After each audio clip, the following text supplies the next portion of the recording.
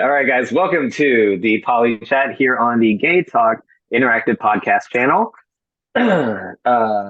providing unique views on the subject of polyamory for men into one singular platform.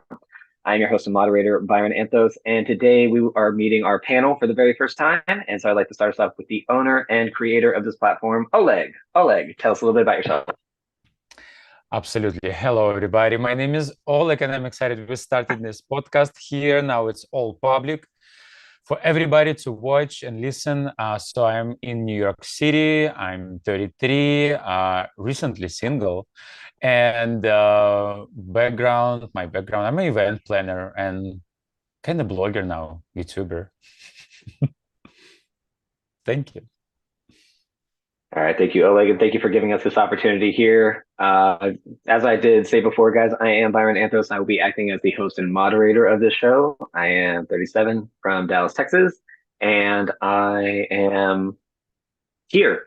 So let's go move further down our panel. Let's talk to Dr. Justin Terry-Smith.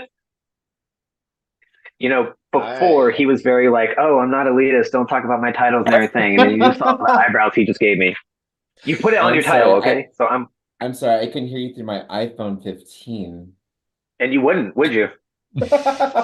No. All right, intro. Hi, my name is Dr. Justin Terry-Smith. I'm 43. I'm an Air Force disabled veteran, award-winning activist and executive producer. I am also an actor and author of my part-time. I've written 3 public health books. I'm a therapist and a life coach. Originally from the DC area, but now I reside in New Mexico with my husband and our partner. We have 2 children who are grown and outside of the house. And we are now currently, as a throuple, we are dating a couple in the area. I identify as a Black LGBTQ Jewish man. I was Mr. Man Leather 2010, and I'm also the co-founder of Mid-Atlantic chapter of Onyx Leather Men of Color Fraternal Order, and soon Onyx High Desert here in New Mexico. Thank you very much, Dr. Justin Terry-Smith, for giving us your time and energy. Next, we're going to move on to Sergio Jeffrey, as his title says. Tell us a little bit about yourself. I'm supposed to follow that up. I caught half of what he said because apparently being a professional actor and performer, he doesn't know about pacing. I'm Sergio. My pronouns are he, him. I'm a San Francisco native. I'm a gay cis man of Guatemalan descent. I consider myself to be like very bicultural. I'm polyamorous, and I'm a big community organizer here in San Francisco, mostly around putting on events around community, kink, BDSM, sex education, and a bunch of other things. So yeah, that's me. Thank you very much. We have a few other panelists that will be joining us. I will give you guys a little bit more information on them as we go further into the episode. So right now, guys, I want to introduce you to the show itself. So Poly Chat is a Zoom call that we have been doing once a month as part of the Men's Polyamorous group on Facebook. So if you're a part of that group, you are familiar with us. And so now we decided to go for a broader reach. So we decided to hit up YouTube. And so now we're hoping to, reach out for people. I like this panel a lot, and I like the ones that are not here as well, because we have very, very different views on the landscape of polyamory. And we realize that none of us are right, none of us are wrong. It's just a flavor for whomever we reach out to. So I really enjoy this. My role as moderator, I'm the one that's going to basically keep them from name calling each other. But we do appreciate discourse. So I urge you guys, and I'm talking to the panel here, I urge you guys to disagree, or at least present a different point of view to each other. Okay. If people want to see a big circle jerk, they can swipe up for OnlyFans. Okay. So I really want there to be discourse on this, on this whole thing. So that being said, let's talk about it. Polyamory, when did you first discover it? How has it impacted your life? What view, obviously, if you're in a relationship with multiple people, that's how it's impacted your life, Justin. So if you, so let's go ahead and when did you discover it, and what makes it worth talking about in your opinion? Oleg, start with you. I discovered it about 3 years ago. I just ended up my monogamy relationship, which was for probably 5 years, and it was an interesting story. I've seen the ad on the Facebook on the subway in New York City, and it was like a dating app that has polyamory option, and it has the picture of 3 people, and I was like, oh, I liked it. I didn't know something like this exists, and I immediately register. I set up my profile. I put non-monogamous option check mark, and I went on a couple of dates in the first couple of weeks. So it was nice. It was successful. And since then, I was active part of polyamory community. I was part of Facebook groups, Zoom calls, meetups, you name it, all events that possible. I was there. Even polyamory retreat that was happening in New York a few times already, New York State. So I was there as well, and I'm a moderator of a Facebook group. So my mission is to bring polyamory, an idea of this relationship and the lifestyle, to the people, for gay people, for straight people, for bisexual, for everybody. So I think like jealousy can really ruin everything. That kind of how it was in my relationship. And so for me, just to remove this feeling of jealousy and possession from any kind of relationship, I think that's a big achievement. So I'm a polyamorous person right now for sure, and I have my polyamory t-shirt. It says poly love. I just made it for the New York Shameless plug. for New York City Pride. It was great. It was just a last minute idea, and with your support, guys, and ideas and creation, I was able to do it. And I went to the Pride with the short, and I do want to represent polyamory community on a bigger scale and educate people and help people and just be friends with them. I like polyamory people, and as much as you guys, we hang out together for like nearly every month or so, although we live in different states. So I really like this lifestyle, and I have a couple of boyfriends, and I'm always open for new opportunities. So thank I thought you. you said you were newly single. I know. It is complicated. I know. For New York State, I'm single. God. Yeah. Yeah. So as we go through the episodes, you guys are going to love hearing Oleg's update on his relationship status. Yeah, might happen from time to time. All right. Dr. Justin Terry Smith, let's go to you. So I can say that I was introduced to poly 19 years ago. And I did not really know what it was, but I kind of was excited about it. And I just was like, oh, I want to learn more. And I started dating someone, and they were with someone else, but it turns out that that relationship didn't work. And so we just became together, and we just came together and then started being poly together, and dating other people. And I married that man, and so we're still together 19 years later. And so it's awesome, right? We now have a partner, and it's going really, really well. He moves in August, from a month from now, and we are dating a couple. So it's for me at least, my poly life is kind of smooth. It's kind of like, yeah, but like, you date people, and then it doesn't work out. And that's the same thing with monogamy people. So there's no really big difference, except for you kind of have a bigger dating pool. But but the thing is, I wouldn't want it any other way. I admit, when I was, being monogamous, I failed a lot of the times. And I realized it wasn't because I wanted to cheat on the person. It's because I was looking for another connection with another person. And that's just how I guess I worked. And, I hurt people on the way, and I had to say, hey, I'm sorry, but I'm poly and this is where I'm going. And I think I'm happy about it. And, I believe that everyone has their own relationship style, especially being in poly. When it comes to poly, there is neither a right or wrong way of doing it. However, as long as it has honesty and communication, without those things, to me, it's not poly, period. It's not poly. It isn't. It can't be. I kind of hope to bring like knowledge and understanding here to this project. And, I want to learn as well because I know that the terminologies that have come out, like I've been doing poly for 19 years, and the terminologies that kind of come out, I'm kind of like, what does that mean? What does that mean? I don't know what that word means, but I'm willing to learn because education overrides ignorance. So yeah, I want to build a sex positive space for persons of all ethnicities, genders, and sexual orientations, religions, and spiritualities.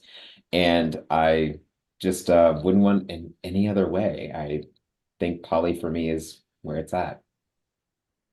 And I do want to circle back about the whole being single in New York thing. I'm kind of like, nah, nah. Mm-mm. All right, All thanks right, for thank you for that. that. Sergio, let's go to you. I think that like I've benefited from like being in a place like San Francisco because in one way or another, I've always been exposed to maybe kind of alternative lifestyles or alternative forms of relationships. Um, but it wasn't really up until about maybe 6 or 7 years ago, really, that I jumped in to like fully explore polyamory in the form of relationships. And it came about not even necessarily from me, but from somebody who I was interested in expressing that they wanted to try this out with another person as well. So my first foray into polyamory was through a throuple, and we were kind of all coming in at the same level. um, that did not work out that way. Um, one of the people that was, one of the other people involved, it wasn't really for them. However, they became one of my most amazing friends. And that other person, his name is Kirk, who we started that throuple with, was ended up being my longest relationship. So we're still together today. And that kind of created the foundation for like my polyamory. Um, I am in I would say like solo relationship with three men, Kirk, Christopher, and Jacob. Um, and I say kind of solo because sometimes they come together. So, there is where we have all kinds of like little different agreements and everything. But I'm in a solo relationship with three beautiful men. I've been with Kirk for about 6 years. I've been with Christopher for 5 years, and I've been with Jacob for 4 years. So all, pretty long-term relationships so far. Um, I would probably love. I'm not sure I'm done there, but at the moment I am a little polysaturated with so much stuff going on in the world and everything. So, yeah, I think that like and for me, polyamory, I see it as a practice, but I also, as time has been going by, I've been seeing it a little bit more as part of of my identity and something that like just I feel is really a part of the way that I function. Better I am a better human being. All right, cool. All right, well, thank you guys for that. For me, I believe I came across the topic of polyamory formally a few years ago, working on another podcast where I literally just broke down some basic 101 structure, dynamics, vocabulary, and things like that, and then caught the attention of the men's polyamory group, who invited me out to Easton Mountain to just pretty much run the same thing. Um, since then, I've been a little more vocal in the discussion amongst the community. I I enjoy the conversation because I think that there's a lot of conversations that don't occur. Um, I think because polyamory is such a marginalized community within community within community within community that there's a lot of kind of what I like to term, and this is copywritten, gaslighting, where everyone just kind of rallies behind each other and is like, yes, live your best life and everything. But then there's not a lot of talk about your responsibility in a relationship and what you have to hold yourself accountable for your partners themselves. And so I come off a little cynical whenever we have these discussions, a lot cynical. But I think that a healthy dose of cynicism is good for these kinds of conversations, because at some point you do have to have that. You have to have that friend, or you have to have that voice, if you don't have it in yourself, that just says, "Hey, you're kind of out of line. You kind of stepped in it for this." And I have been that person for myself for 37 years, and I don't mind being that for other people. So that being said, I also understand that my flavor is not for everybody. So that's why I enjoy the field that I am in, which is ABA therapy, which is where I see what's observable and measurable. And I don't go into the interpretations of that. It's just, this is the situation. This is what happened. All feelings are valid. Did we misinterpret anything on our way? And so that's the kind of the space I live in on this panel. So that being said, guys, what information do you think is not being discussed in the overall poly discussion, not just specifically for men? Or what kind of code switching do you think we do? What do you think we are not seeing in representation? Because I have seen in the groups where they say, what book should I read? What podcast should I listen to? And everything like that. But then it doesn't seem to work for everybody. Quit rolling your eyes. You're on camera. And so, there are these discussions, but it's not for everybody. So overall, do you feel that there is something not being discussed in the men's polyamory discussion? Let's start with Oleg. And we're just going to keep this order: Oleg, Justin, Sergio, me. Yeah, anybody can go. I don't really know. Oleg thinks the world is perfect. Justin, go. You rolled your eyes. No, I think we have to discuss polyamory just more. That's it. It's not even about. But what about it? Like, what needs to be discussed? What do you think?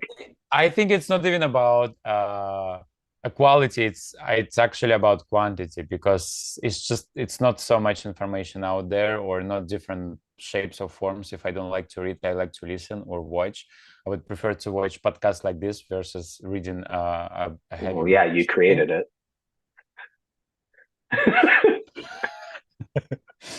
And that's why I created it. Yes. And you asked me for anyway. So I think any discussion, I would like to have more in-person discussions, but online will work, as well too, because we're just so far away from each other. And many languages, probably there's a lot of information in English, but not so much in other languages. I speak Russian and un poco español. I don't know if maybe Sergio know, maybe there is some information in Spanish or not that much. So, if people want to learn, let's say in Latin America, about polyamory, maybe they don't have access to information at all. So that's my thoughts. Remind me to come back to you for something else, but Justin, take it. More specifically, I think that a lot of people don't know how to date. I think that they really have no idea where to start. I think that a lot of times they're like, "Oh, you're polyamorous. Oh, okay, great. Let's date." I'm like, "No, just slow it down." Slow it down.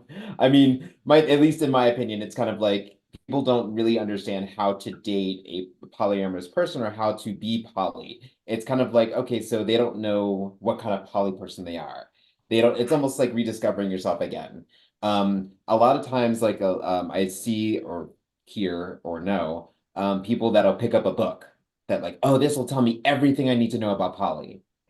No, it won't. There's no book in hell, heaven, or on earth. Don't you splash a book at me that will tell you everything you need to know about poly. It's impossible. We're gonna do a book review, by the way. That I would love that, and that would be the first book. The book would have to be like this thick, honestly. And it's like, it's nice to know that people are very knowledgeable about poly, right? But the thing is, their poly might not be yours. Like, there's on this panel, you have 4 hosts that all have different poly relationships, that all work poly differently, right? I remember when I first was poly, when I first started dating with my then boyfriend, who is now my husband, we let somebody move in within 3 months of dating them. And I said, okay, this was a mistake. Like we should have really kind of did our homework a little bit more. But also monogamous couples do the same thing. Oh, we made a mistake. Okay. But also with being poly, you have to deal with a little bit more than that. Like, okay, so you're dealing with two people, not one. Okay, you're dealing with two opinions, not one. You're dealing with this, you're dealing with that, you're dealing with energy, how you guys feel together, how organic it was to meet, how organic it is to be around each other. And what kind of poly relationship do you want? Do you want a B, or do you want a triad, or do you want a throuple, or do you there's a lot of different things. So I think it's how to date, like as a more specific but also general part of it is how to date when you're poly. A lot of people don't know how to date, and they don't know what they want until they experience it themselves and not by reading a book. By the way, one of our panelists does have his own book. So we will move on to Sergio. And It's almost like a combination of all of them, all of things, so like I'll start with like what Justin was talking about. With polyamory, which is, to me, the ability to be able to love and have relationships with multiple people at the same time. Something that is so open and kind of gregarious and social in a way does start with a lot of self-work. And like you yourself learning how to date, how to be in a relationship, and going through the process of like things that you have to unlearn, whether it's because of culture, whether it's because of environment, society, nature, nurture, whatever you want, just kind of that foundation of how to be in a relationship like that. So the one thing that I did do before I started in polyamory, for example, was that I really delved into sexual friendships. That wasn't exactly a polyamorous relationship, but it was to have a foundational friendship. And that gave me a lot of tools and things to be able to fall back on in my romantic relationships.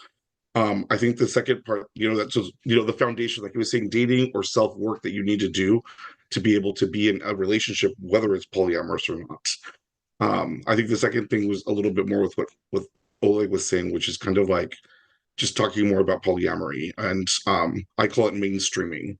I'm kind of going through that process right now in my expanded group, social group, which is, you know, establishing with everybody that these are my relationships. This is what they look like. This is how we function. Taking the concept that polyamory is just about sex out of it and really showcasing the other beautiful parts of the relationship and what that looks like. And I think the third thing that I would like to see more talking about is kind of relevant a little bit more to the future is I'm in a polyamorous relationship. How do I make this more legit, right? How do I, have information around how do we take care of each other legally, financially, medically, right? What are our goals? So some people start LLCs, some people have, powers of attorneys, right?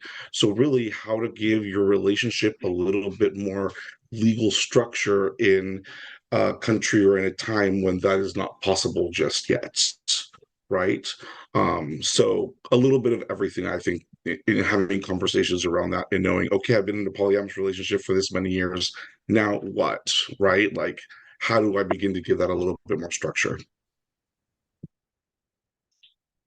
so one thing that both you and Justin have touched on that I always find fascinating is, and I don't know if people are aware that the discussion tends to go in and out of this particular vocabulary, is there are people that will say, well, polyamory is just the way I am. It's the way I'm hardwired. They discovered this about themselves. But then there's a lot of learned behavior that goes into it as well, because you learn what it means to shift the script of the heteronormative structure of relationships and things like that. So where do you guys think the polyamory falls alongside of nature or nurture?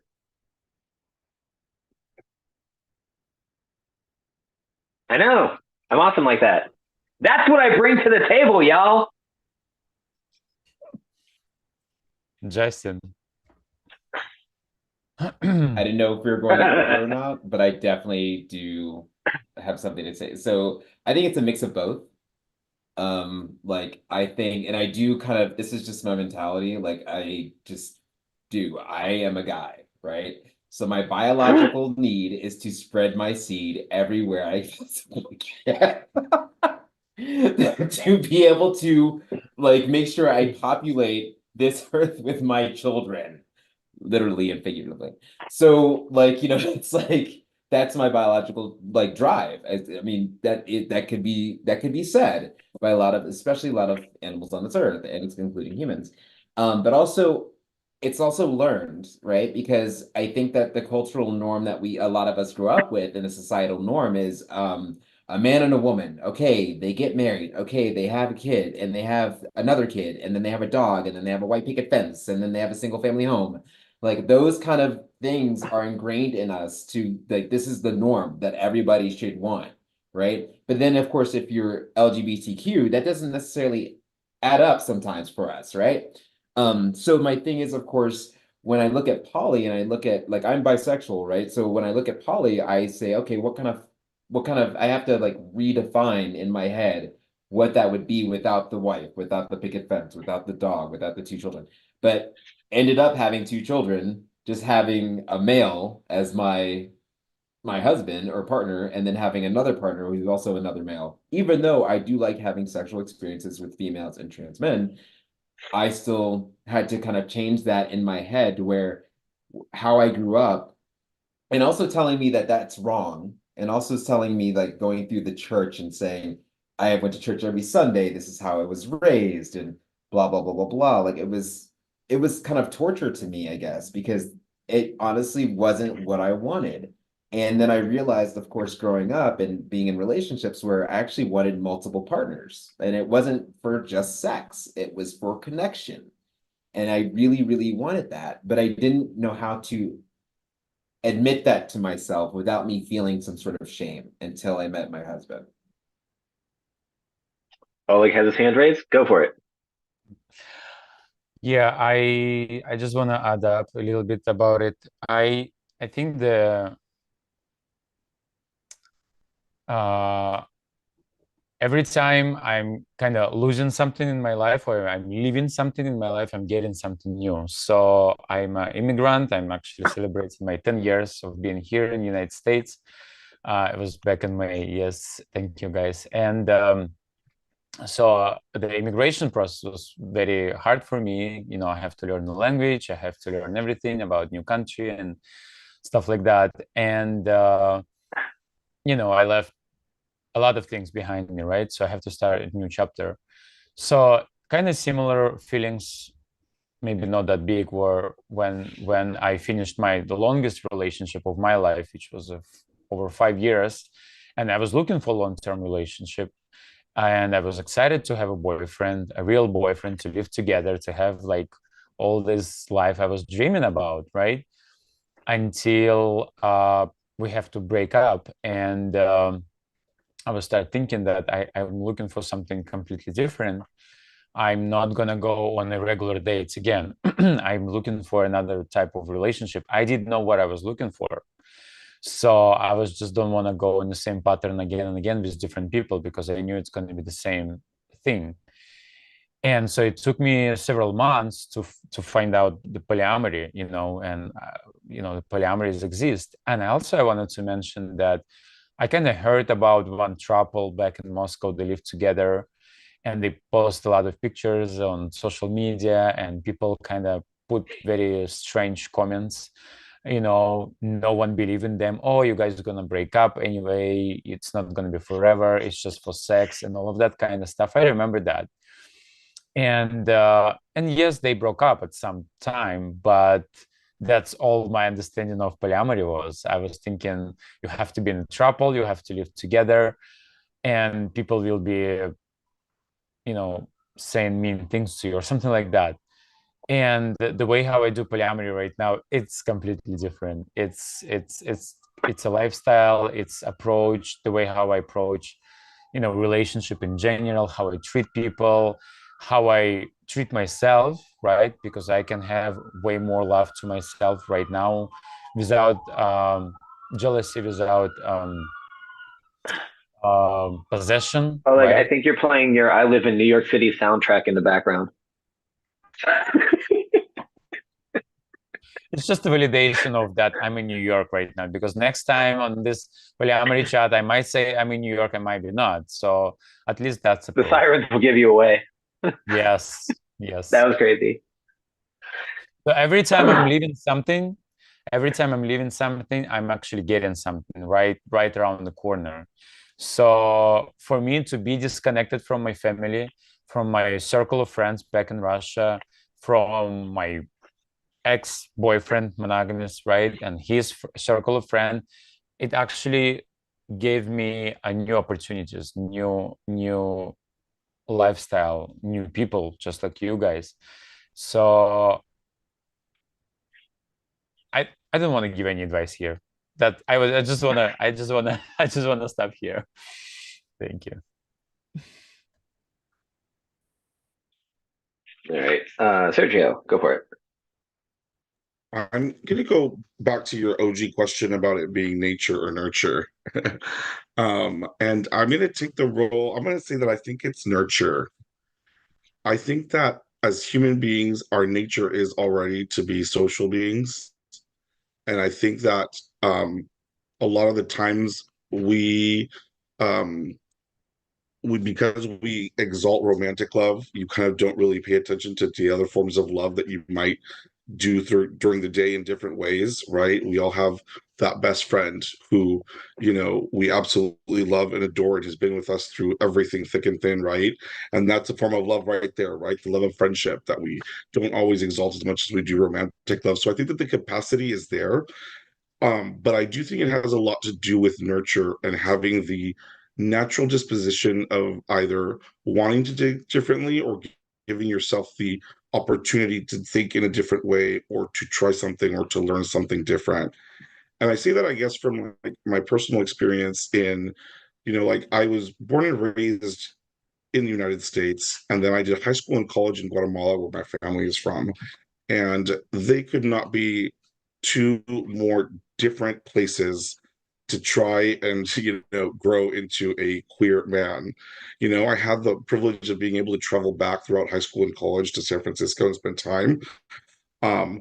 But it made and in moving here, all the relationships that I had up until starting polyamory have been a bit of a disaster, and they had been based on just monogamous, heteronormative, very religious upbringing in a conservative country like Guatemala.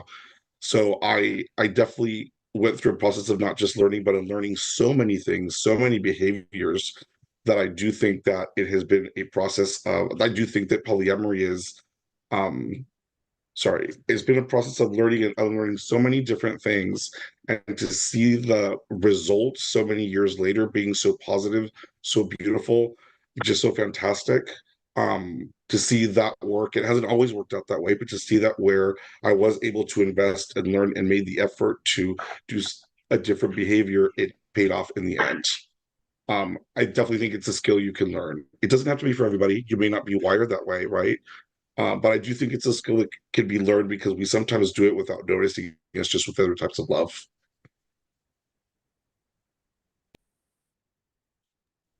All right, guys, we're gonna do a couple more broad scope questions. That way, I don't want to get too into the future episodes that we're doing. So one that I do want to touch on, because it has been touched on already. Oleg already mentioned quantity versus quality. So let's just how does quality of relationships enter in the discussion of polyamory amongst the community? Otra vez? One more time? Por favor.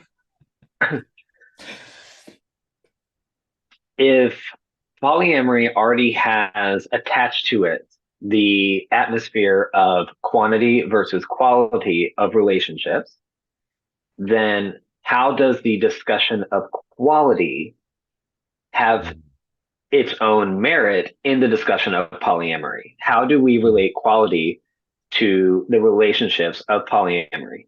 I love your question. That's so good. And I like how you got to this question. This is like how you just did it. I love it. Beautiful question. Yeah, the way how I do my polyamory relationship is I'm taking one piece, one thing from a person that we are matched on, something that, we like to do. Maybe having sex together, or maybe having a meal together, or sleep together, or live together, or something. And I focus on that. And I'm not trying to get absolutely everything from one person. That's why I have 500 of them, as you said earlier. Finally, an actual number. So for me, it's a big pressure. I cannot be everything for one person or for everybody. I can give something to the people, but I cannot be perfect, and I don't want to be, and it's nearly impossible. And I prefer to connect with people on wherever level we have, wherever the level of connection we have. Some of my boyfriends live in another states. That means that we don't see each other that often, right? I have to fly there. But when I'm there, we spend a quality time because I don't work there. I work here in New York City. That means I'm way more present right there with them versus when I'm in New York. And so it might look like, oh, why do you need so many boyfriends? Is that quantity? It's actually quality. So I have better quality time with each and every one of them, because we do have calendar. We share those calendars, and we make an appointments with each other, if you want to put it that way. But each of us, we know, if we set a date with each other to do something, that means, for us, it means that we agree, we want to have this experience. It's not just, oh, you have to go with me because you're my boyfriend and I don't like this movie, or I don't even want to have sex tonight, but I have to have sex with you just because you're my boyfriend. We don't have that assumptions. We are always discuss about what we want from each other from the very first day we met, right? And then we agree how often we want to see each other, what exactly we want to do together, and what kind of sex we want, right? Because I have different kind of sex with different people, and so it's actually not a quantity, it's quality in me, for me. Thanks. So let me ask something. I'm just going to ask you a little follow up on yours. So when you say that you take pieces of yourself and other people, and that's kind of your connection to them and everything, do you keep yourselves in that space, or is there room for that to shift into something else, something beyond that? Like if you just have a musical interest with somebody and you say, okay, this is just the way we bonded, do you then go into movies? Do you then go into food? Do you then go into vacations? Do you go into sex? Or do you keep that boundary firm? That's a very good question. I I know. first of all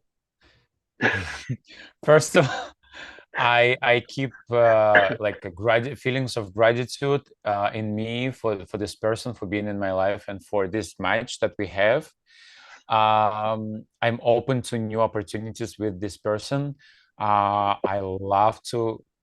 We usually have lots of conversation with my boyfriends, and through those conversations, we kind of learn about each other more and more, what we like, what we into, and where we like to go. And if there is a new match, if there is something we found, oh, like we celebrate a birthday of one of my boyfriend in Puerto Vallarta in Mexico. It was great, right? So like that was his idea. I said, sure, sign me up. I want to go.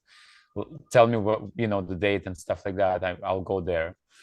And another boyfriend, he wants to go with his friends to a Korean barbecue restaurant. That's not really my thing, but I still went there. And so yeah, I'm always open for a new things and expand something. For example, sex. It's like you never know No.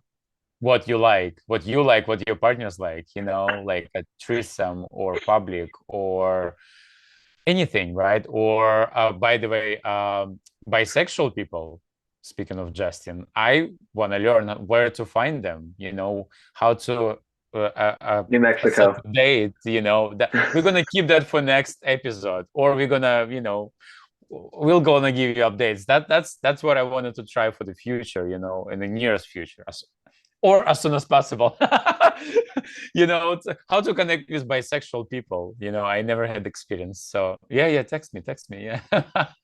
As we progress through these episodes, I want our audience to be very aware that Oleg will be one of the first to start his answers with "It's not just about sex," and then f-bomb the rest of the way. You will find out more about him than you will yourself, and he will say, and he'll like give you his whole roster of Pornhub genres that he's interested in, and then the last sentence will be, "But it's not about that." Oh my God, so true. I'm gonna put myself on mute. Everybody has a role. Everybody has a role to play here. All right, Justin, as somebody who is married, polyamorous with a boyfriend and everything, how does the quality of relationships have its, I don't want to say like have its day in the conversation of polyamory in general? I mean, I can't speak for everybody, but I can speak for myself, right? Then get the hell off the show. Oh my We're gosh, here to speak on behalf of different populations. It says co-host next to my name, so try it. So no, but no, seriously, in my experience, it's about communication. Because the one thing is that what we did was how we entered into poly, me and my husband said, okay, we date, but we date together.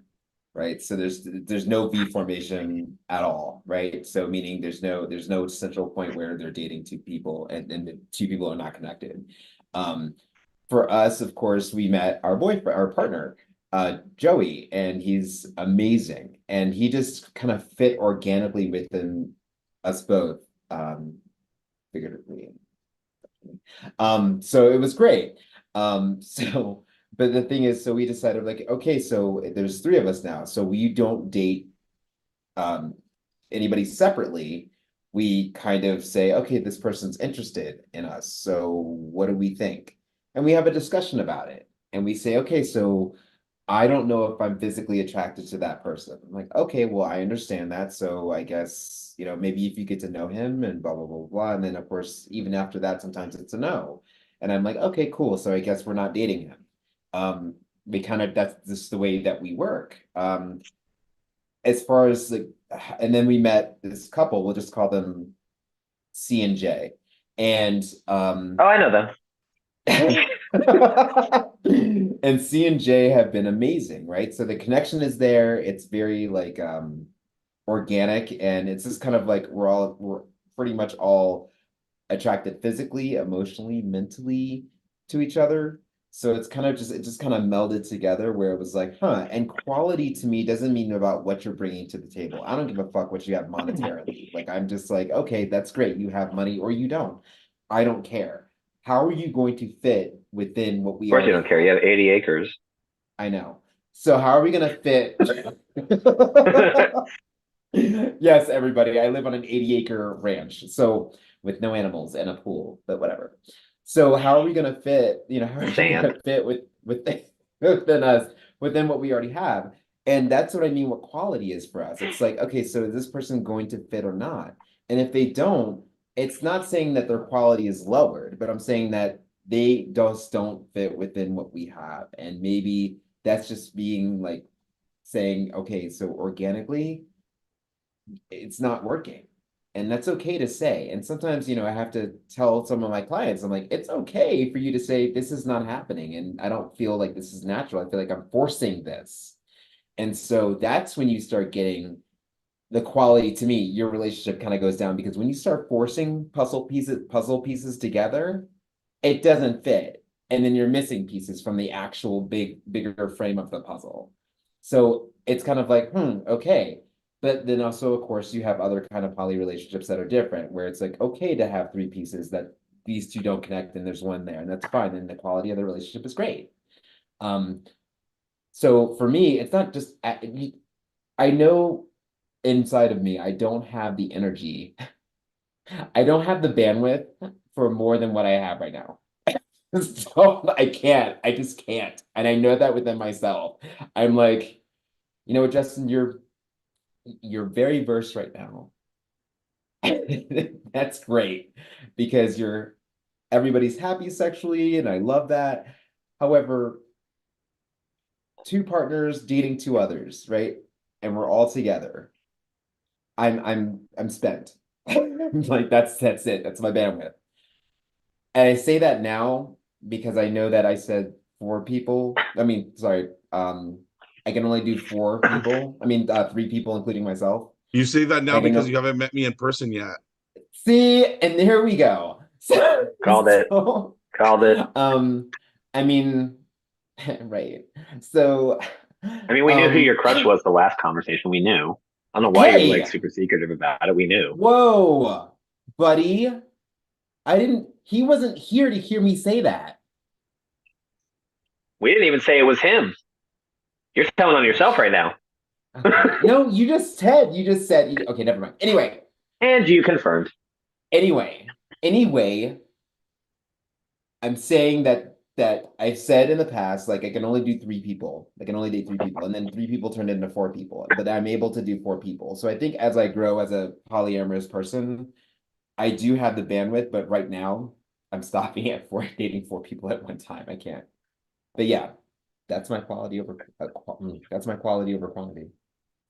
Okay, I want to give you one follow up, but I have two for you, so I want you to pick one, A or B. B, because that's what you're acting like right now. I'm just kidding. B, I'm just kidding. I'm just kidding. Okay. All right. So you yourself had mentioned that if something did not work for you and your partner, then you would forego the entire thing. Yes. Okay. So how do you, one, advocate for your own feelings if there is a connection with an outside person? And how does that person actually advocate for themselves? Because in past conversations, we have discussed the 2v1 dynamic where there is kind of an imbalance from the outsider's perspective, where they have the potential to lose two relationships where the two have just lose one amongst themselves, and then they always have each other. So how does the outside person, I'm going to advocate for them because a lot of the people that watch this are more than likely going to be single in polyamory and are finding out more information about it. How do they advocate for themselves in that situation? So Or do they just I fuck off? have You're married. what? Or do they just fuck off because you're married? No. So this is interesting. This is a very good question. Sergio, listen It's a up. very good question. I know. Yeah. Listen closely to his answer, Sergio. Here we go. Here we go. So basically we give them options. We say, okay, or I give them options. I say, okay, so let's just say this happened where actually this did happen. So let me just be real. You didn't have to tell us all that. You keep telling on yourself. This could have been hypothetical. I'm okay now we with know it. you went through it. Honesty and communication. So basically, Not between us. God, fine. So basically, my husband came to New Mexico. I was still in Maryland. He went on a tour of a museum, the Frida Kahlo Museum, and he saw Joey. They didn't really meet, and they were just on the same tour. I had no idea that they had actually already seen each other. So then I moved to New Mexico, and I see Joey on a social media site, and I say, "Wow, who the hell is that? He's sexy as hell." And I hit him up. And so then I go to a party and he's there. And I'm like, ooh, okay, stay away, stay away, stay away. And then the husband comes to New Mexico and we both go to a party, and then Joey's at the parties again. And so I said, there's Joey. Hey, Phil, come here for a second. This is Joey. Joey, this is Phil. I would like you guys to get to know each other. And I walk away. And then so his sister's in another room and she's drinking a beer. And I said, hey, is that your brother over there? He's really handsome. She goes, yeah, everybody says that. I'm like, yeah, I'd fuck him. And then I left the room. And then, so I know, right? I was drunk. So then. What sibling doesn't want to hear that? So I know, because I know that you would tell him in the car. So then, of course, Joey hit me up on social media and he was like, hey, I heard you had a conversation with my sister. And I'm like, yeah, I did. And Good looking out, sis. so then Phil goes back to Maryland and I'm in New Mexico now. I've moved now. And so I start having lunch with Joey, and then I start feeling something. I'm like, oh, there's a connection here. I really like it. And oh boy, I have to tell Phil, my husband.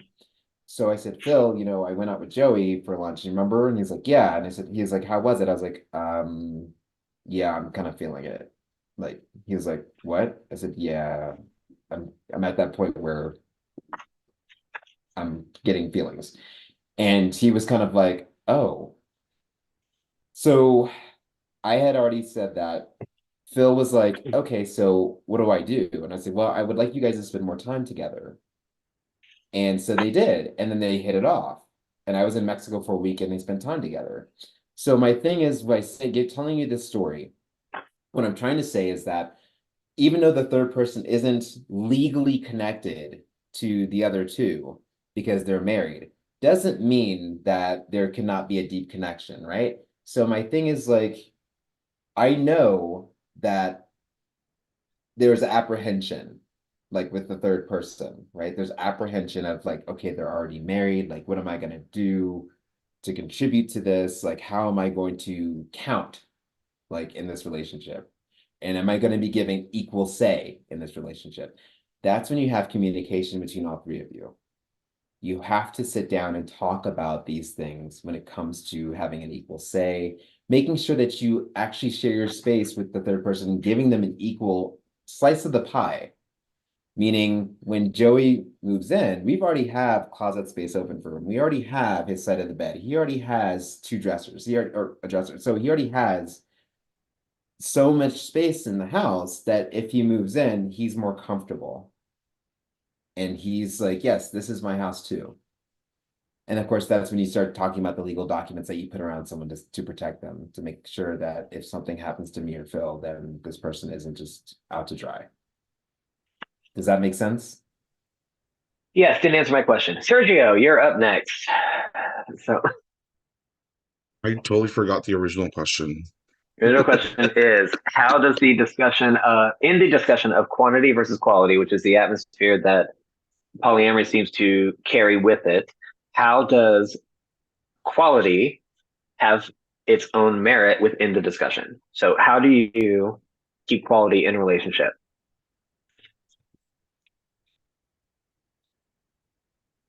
Well, I I don't know definitely what you're think that listening for, Justin. No one's saying anything. I think it definitely, first and foremost, like it changes between relationship and relationship, right? Um, She's the one. and I think that the basis for quality time, Justin mentioned this, is just the like ability and desire to want to learn how to properly communicate with each other, right? Because we have inherently different ways of expressing our emotions, our feelings, our thoughts, and stuff like that. So I think that like it varies from person to person, and I think the communication is a super important thing to be able to express how you feel, because a lot of the times what we think is quality time may not necessarily be quality time for another person. So yeah, I mean, when it comes to just social activities, for example, with my partners, quality time can something be so simple as one of my partners, Jacob, is a huge gamer, and he will sit back and he'll play, 4 hours of he's playing Elden Ring right now, and I will sit beside him and I will backseat game and basically heckle him for those 4 hours, and we have a great time together. We talk That's about love. monsters and everything, and I'm not the one playing the game, right? So, and that for us is, quality time.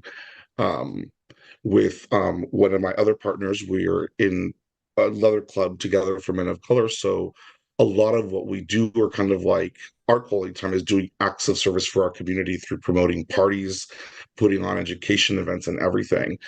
And, so it varies from partner to partner what that quality time can be. I think the desire to want to spend that quality time is what is one of the elements that differentiates my polyamorous relationships versus a sexual friendship. Not that you don't have quality time with a friend, but it's that desire to want to build on it because it also changes over time. And it also varies depending on, the resources you have available to yourself. So, for a while, I only had one of my partners here in San Francisco, and my other two partners were long distance in Los Angeles, right? So, creating structured quality around, people that are long distance is very different than doing so with somebody who is in person. And that has recently changed. And that in and of itself has also, you know, put me in a situation in which another partner has moved out to San Francisco. I'm relearning what that in-person quality time looks like with my partner now that he is in San Francisco, which again can be something very different. Um, so I think that like overall, I tend to be a little bit more OCD about it. I think that watching TV is kind of like the basic quality time that we all do together, but it's also kind of like entry level intimacy. We're just watching a TV show together, right? We're not doing. I like to think that quality time is something where we're maybe creating something new, a new thought, a new experience. So I think that I love going to see a documentary, during the Frameline Film Festival that just passed right now, right, about videos and learning something together, right? Or going and experiencing something that we have not done together that maybe we're both foreign to, right? So creating experiences. And I'm a big community organizer, so I think that spending time with my partners, getting back to the community is a big turn on for me. And quality time. All right, so Justin was swooning that entire time. So let me pop off some. You're on camera. So there was this, and there was, and I'm a heckler too. I don't know what you guys thought you were getting. So something that you had said that you looked into the fact that something could build off of your sexual friendship. So that building, what does that building look like to you? So you go from, X amount of, you go from this boundary, and then what does the expansion look like? I think we talked about this in a previous discussion. What does a relationship with you look like? What does a future with you look like? I think these are questions everyone needs to ask themselves whenever we go into polyamory. I just want to give you your follow-up because you actually said the words building off of sexual friendship. So I want to know what that seems like to you. I definitely think that building off of a sexual friendship provides a level of safety just because you know that you have a friendship to fall back on. So it creates a slightly safer space to be able to have conversations about the what ifs or what could be, right? I think first and foremost to build off of that, at least for myself, is kind of establishing intent. Um, and being direct about it, up until this point, it being with this person, establishing the intent of communicating and letting somebody know, hey, I've been doing this with you. I've been feeling a little bit more drawn to you and been wanting to spend more time with you, right? Is that something you would be open to doing, right? Because I think that you have to, at least for myself, I have to acknowledge that the relationship that I'm probably going to be looking for is going to have a lot of similarities, but inherently I need to treat it like a different relationship, right? There's a lot of other things that come with that in making sure that establishing the intent, making sure that I take the time to analyze that I have everything set in place for emotions to be able to actually spend time and date somebody in the desire or the exploration of a different kind of a relationship that might be stronger, more romantic, or something like that. I'm not sure if I'm answering the question, but intent is super important to me to be able to build all that with the communication, the self-analysis, right? I mentioned that I have 3 partners, and I would love one more, right? For specific reasons. But I'm also at a point in my life right now where I'm looking to change careers. There's a lot of change coming. I've had a lot of loss over the past year, right? So it's not necessarily right now the perfect time for me.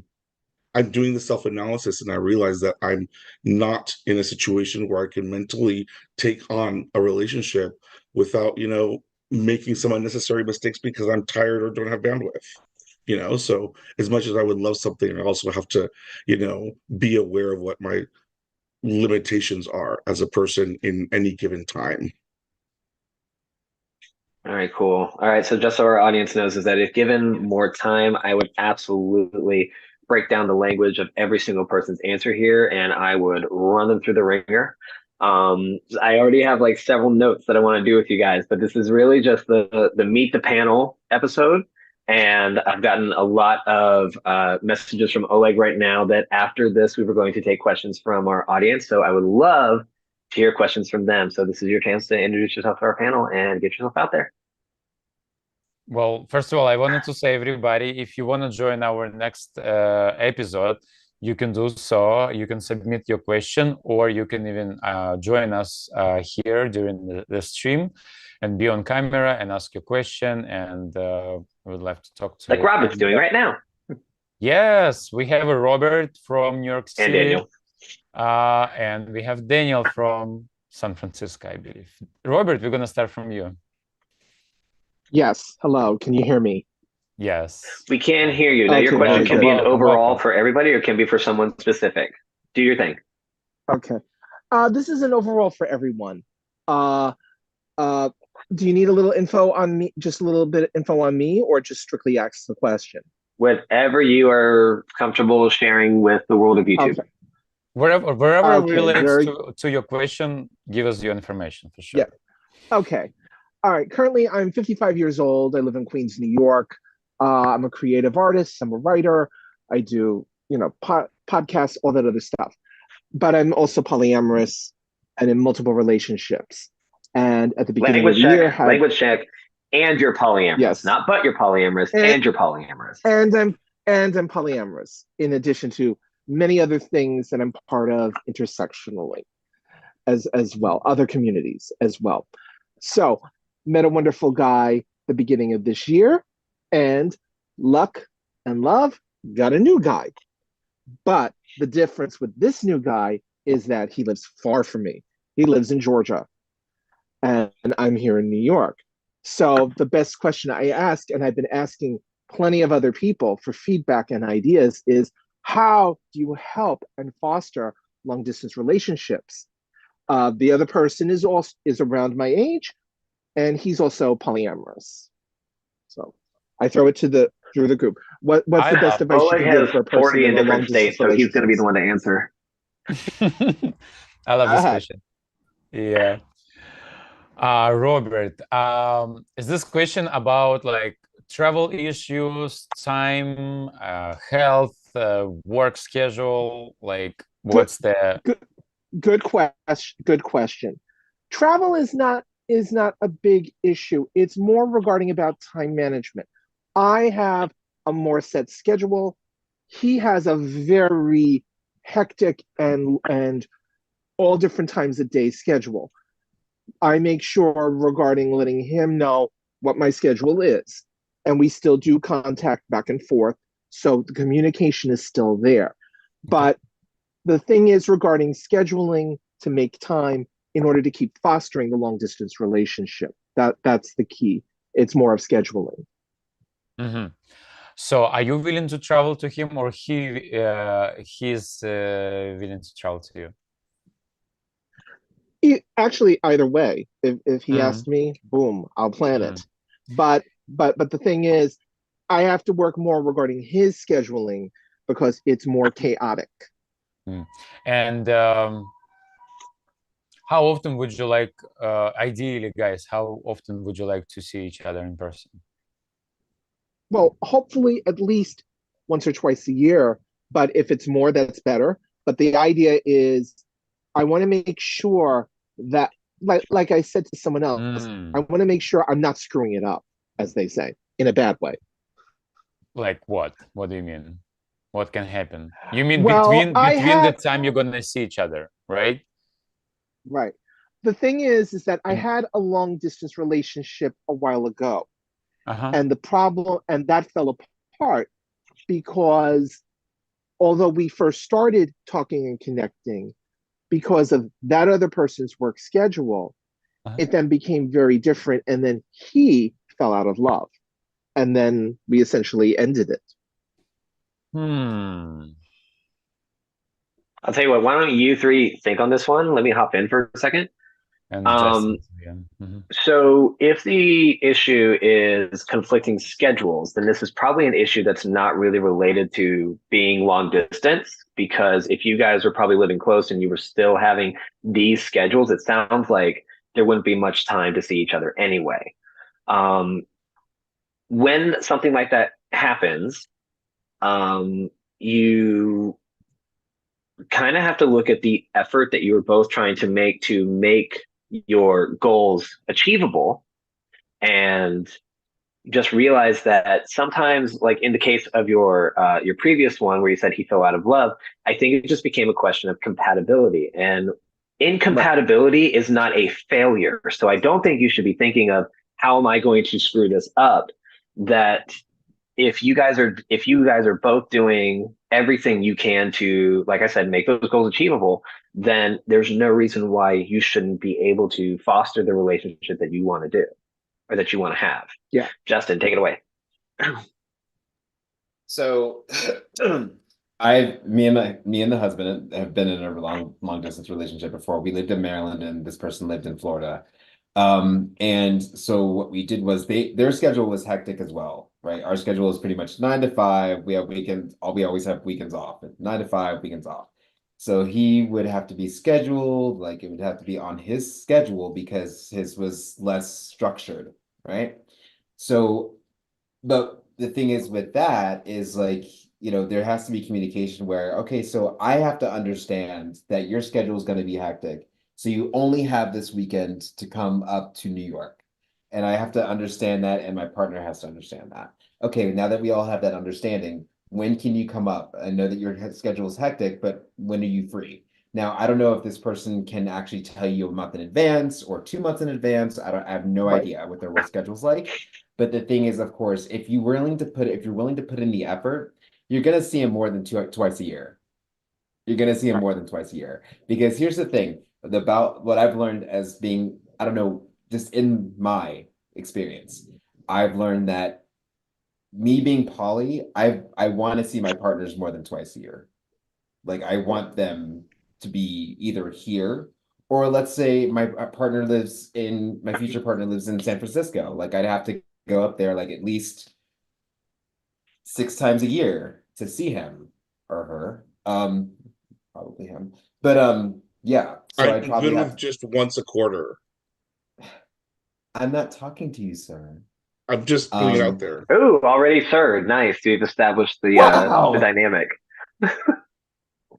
Anyway, back to what I was saying. So yeah, you're gonna want to see him more than twice a year, especially if you two are working towards, the end goal, which sometimes you have to keep in the back of your head. Of course, like what is the end goal of this relationship? Like, what do I Right. want at the end of this relationship? Let, let me quantify what I said earlier, Justin.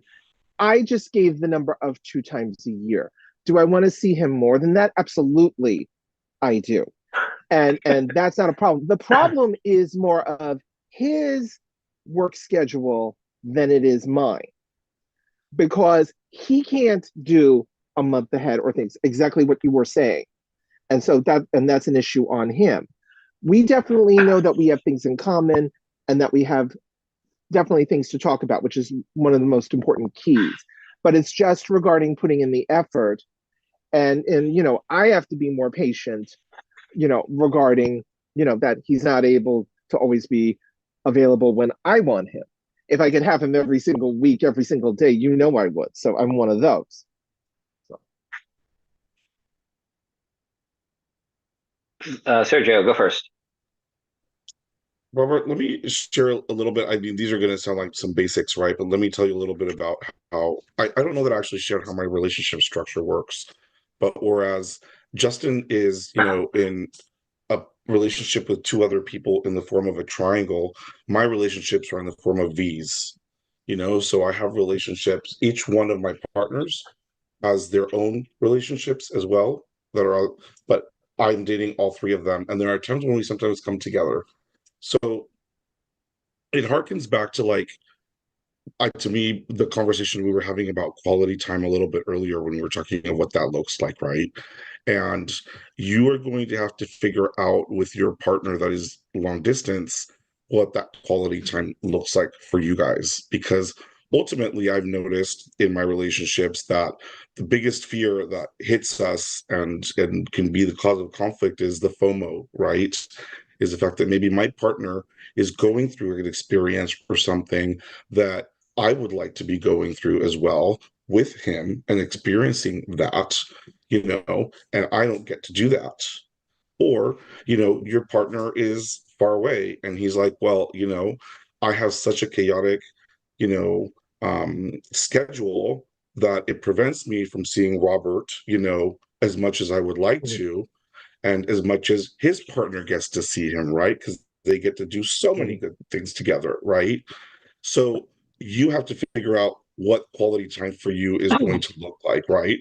For Right. me, with Right. one of my partners in LA, he is a bartender and his schedule changes. However, like every Monday, we have a Zoom call date night, whether it's a 5 minute Zoom call or whether it's a 2.5 hour Zoom call, right? Depending on where we're at and how much we need to catch each other up. And we have the rule that if we're going to cancel it, it needs to be canceled 24 hours in advance at least, you know?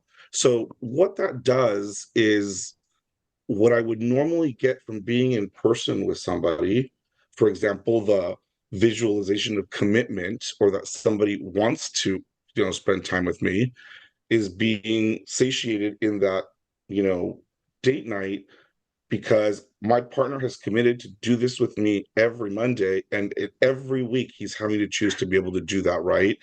So that in itself is spending quality time, and I'm seeing that his Yeah. behavior it matches what he's telling me, right? And sometimes it's a 5 minute conversation. I get on the phone, I'm like, oh my gosh, you look exhausted. You had to close last night, right? He's like, yeah. I'm like, I'm just gonna tell you that I love you. I want you to go take a big nap and I will, give you a quick call over FaceTime later this week. We can check in again. So like that works. That worked with him. While my partner Christopher was also working in LA, him and I are so on the same level that we would only have a date night once a month. But when we saw each other, we picked up no questions, no conflict, right where we left off. So I knew that if I hadn't spoken to him in a month, oh my gosh, when I see him or when we get on the phone, it's going to be a 5 hour conversation. And I'm going to get so much tea, so much information, very different each one, right? But we found out what quality time, looked like for us, right? And that is on a romantic level and that's on a sexual level as well, right? So, for example, when my partners are far away and they come to visit, I'm I like to pretend that I'm spontaneous, but because I know I have such a limited amount of time with them, stuff is usually pretty planned out. And I'm like, here's the plan, because I know you're coming in with all your chaos. You get to pick whatever you want to do here, right? Almost making it a turnkey situation so that then I can go and create those FOMO experiences with my partners when I do have them in person. And those experiences can be something different. Sometimes we commit to watching a movie together.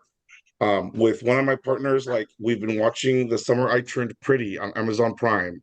It's a coming of age movie for, teenagers and queer kids and everything. And it's cheesy, it's silly. It's just, we don't have to try and we get to talk about it on Mondays, right? Or we find an interesting book to read together, right? So making sure that I'm creating in the long distance those experiences that we're going to be able to look back on and be like, oh yeah, remember we did that together? And it could be something as simple, like I said, as like, watching a movie together or reading a book. Yeah. Okay. That makes sense. I've already done stuff like that with him. And just to give you an idea of regarding the structure in my relationships, I am single. I'm not solo. I'm single. And I have what they call an egalitarian setup. So I have multiple partners. More or less, I treat them equally. However, some I spend more time with than others. He is also set up the same way. He is polyamorous as well and has multiple boyfriends and partners as well. And so, and the whole idea is that, we all know about stuff like that. Again, he is fairly new relationship. I've only known him now 2 months, but we've already done like the Zoom call and stuff like that. So we've already started that type of thing. And definitely he knows I want to do more of that. So again, it's more regarding his chaotic schedule more than mine. I have been doing a Monday night Zoom call for 4 years, every Monday. and it's amazing. Mhm. It has really taken my relationship to new levels, and I learned to relate and communicate differently.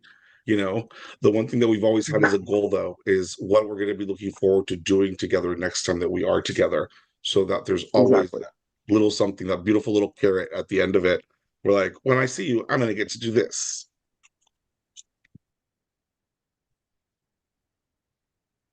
Byron. My turn. My turn. Okay, cool. Hold on, let me put my hand down. I'm gonna lower my hand because that was a long time. Okay. Um, the one thing that I like to do here is I like to just kind of like analyze the language that we use whenever we describe our situations and everything. And one thing that I've noticed from yours is that you'll tend to lean one side or the other on where the responsibility will follow, because then you'll say, I'm doing everything I can, the situation is with them. Um, there's also been talk about, treating everybody equal. Justin mentioned this earlier when he said, we have equality in our relationships and everything like that. I believe more in equity than I do in equality. And so even in an interpersonal one-on-one relationship, I like to tell people that I do not believe relationships are 50-50. I do not believe that they should be equally reciprocal. I don't believe they should be contingent on reciprocity. I believe that every person should be giving 100%. That 100% will be different for each person based on their situation, based on the relationship itself, and based on their circumstances. He might be giving everything he thinks that he can right now. You might be giving everything that you think you can as well. That's the only thing that particularly matters, next to you guys getting on the same page on where you want the next step to be. So I wouldn't really think so much on uh like the situation is his schedule and everything. The issue is scheduling. Um, the issue is scheduling in general, and just IDing what that next step is going to be for you guys. And so I think if you shout out to egalitarianism, but not everybody needs the same things. But I think that if it's just a real talk about what your intent is, we had to talk earlier about intent that I really wanted to dive into, because everyone's going to talk about intent, but you're not going to say intent to do what. That's the hardest part for a lot of people to ID, because we wonder if we're sticking to the heteronormative script of, let's move in together, let's do the next thing, and if that's something we really want, or if we're just fighting against the grain because we've been fighting against the grain for so long. So finding your genuine intent with what you want your relationship to be. Yeah, that's all I got right now because it's getting late. I'm old, yo. Yeah. I'm old. No. You're right. You're right about regarding equity. Yeah, because one partner that I have is different than for another. I agree with you. It's not equal as exactly the same. But the thing is that I don't have my structure of hierarchy is not the same. I don't have that primary. It's not structured like that with me. So it's it's that some are older, some are younger than me. So really that's the only limitation of it. But yeah, you're correct regarding about equity. One person would needs more, others need less. And so Whoa, hold right on. I'm not gonna say I'm correct because it's just no. we all You're have different correct views. regarding for me. Oh, okay, cool. When? What you're describing is correct Suck for it, the me. rest of you. Is correct for me because it's more equity than egalitarian, that other term. So on that, like I said, I've been getting a lot of feedback, and fortunately, I've been getting feedback from people who have long distance relationships, and just feedback regarding about how they make it work. Can and all different lengths of time. One has been 30 years. One is fairly new, like 6 months. So it's good to have feedback considering I'm fairly new at something like that. The other people who I am with are closer by, so it's easier for me physically as well as phone call wise and time wise to connect with them. So that's regarding the feedback, and I thank you very much for that, really, for giving me. I'm sorry. I'm gonna have a very, very insulting metaphor for long distance relationships. But if you're in line at a retail store, do you want the cashier to pay attention to you or pay attention to the person that called in?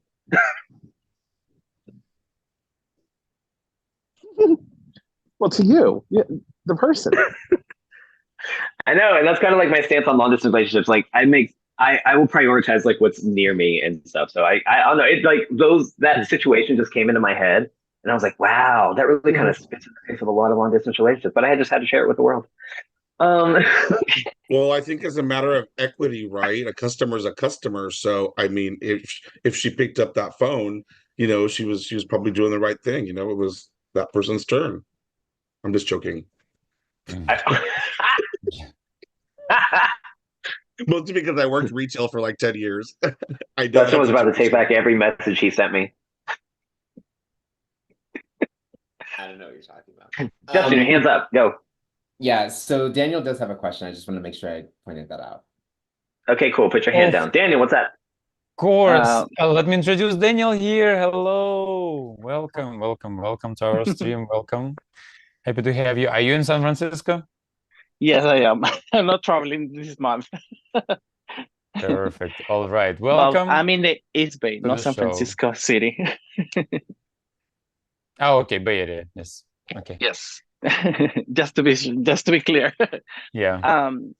Before I ask my question, I wanted to say just to piggyback on what we were just talking. I think that when it comes to distance relationship, I think you already know that the relationship, a long distance relationship, could work if both of the parties are interested to and make the effort to connect to each other.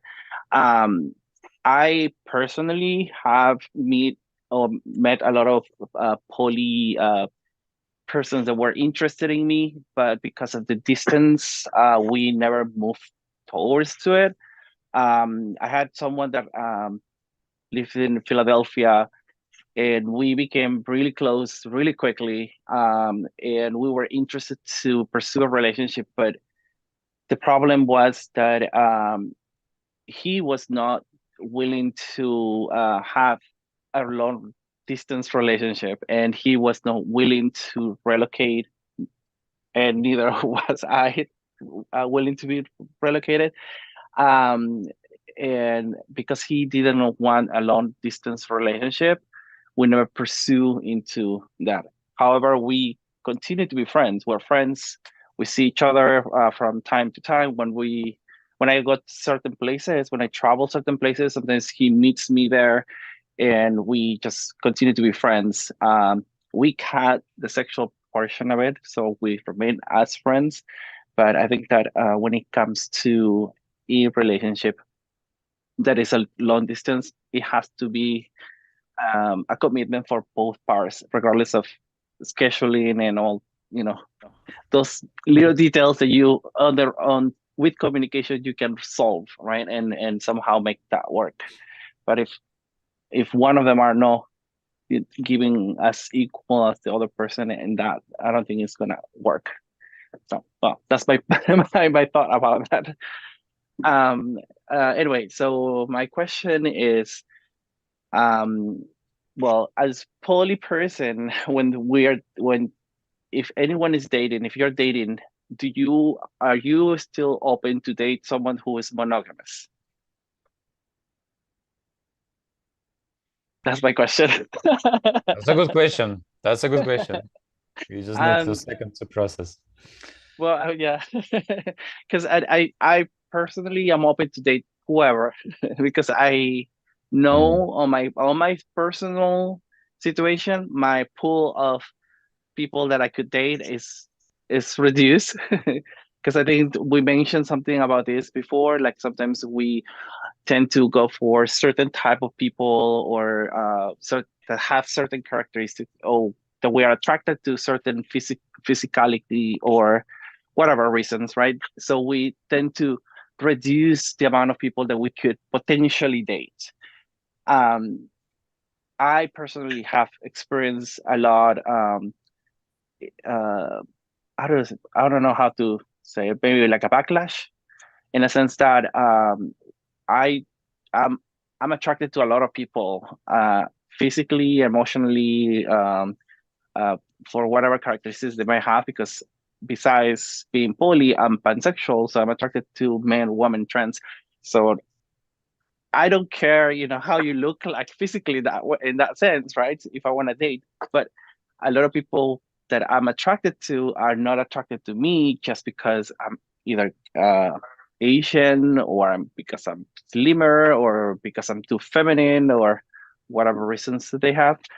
Um, so I got to a point where I start dating monogamous people as well. And currently, I'm seeing someone who is monogamous, and he has made it very clear that if we ever end up being into a relationship, he wants to continue a monogamous relationship, which to me personally, that would not change the sense that I consider myself poly, because I have been in a relationship with someone who was monogamous. I was married to this person for 7 years, and I remained monogamous with this person, even though I was poly. So the question is, do you guys, as a poly uh, people, would you be willing to date someone monogamous?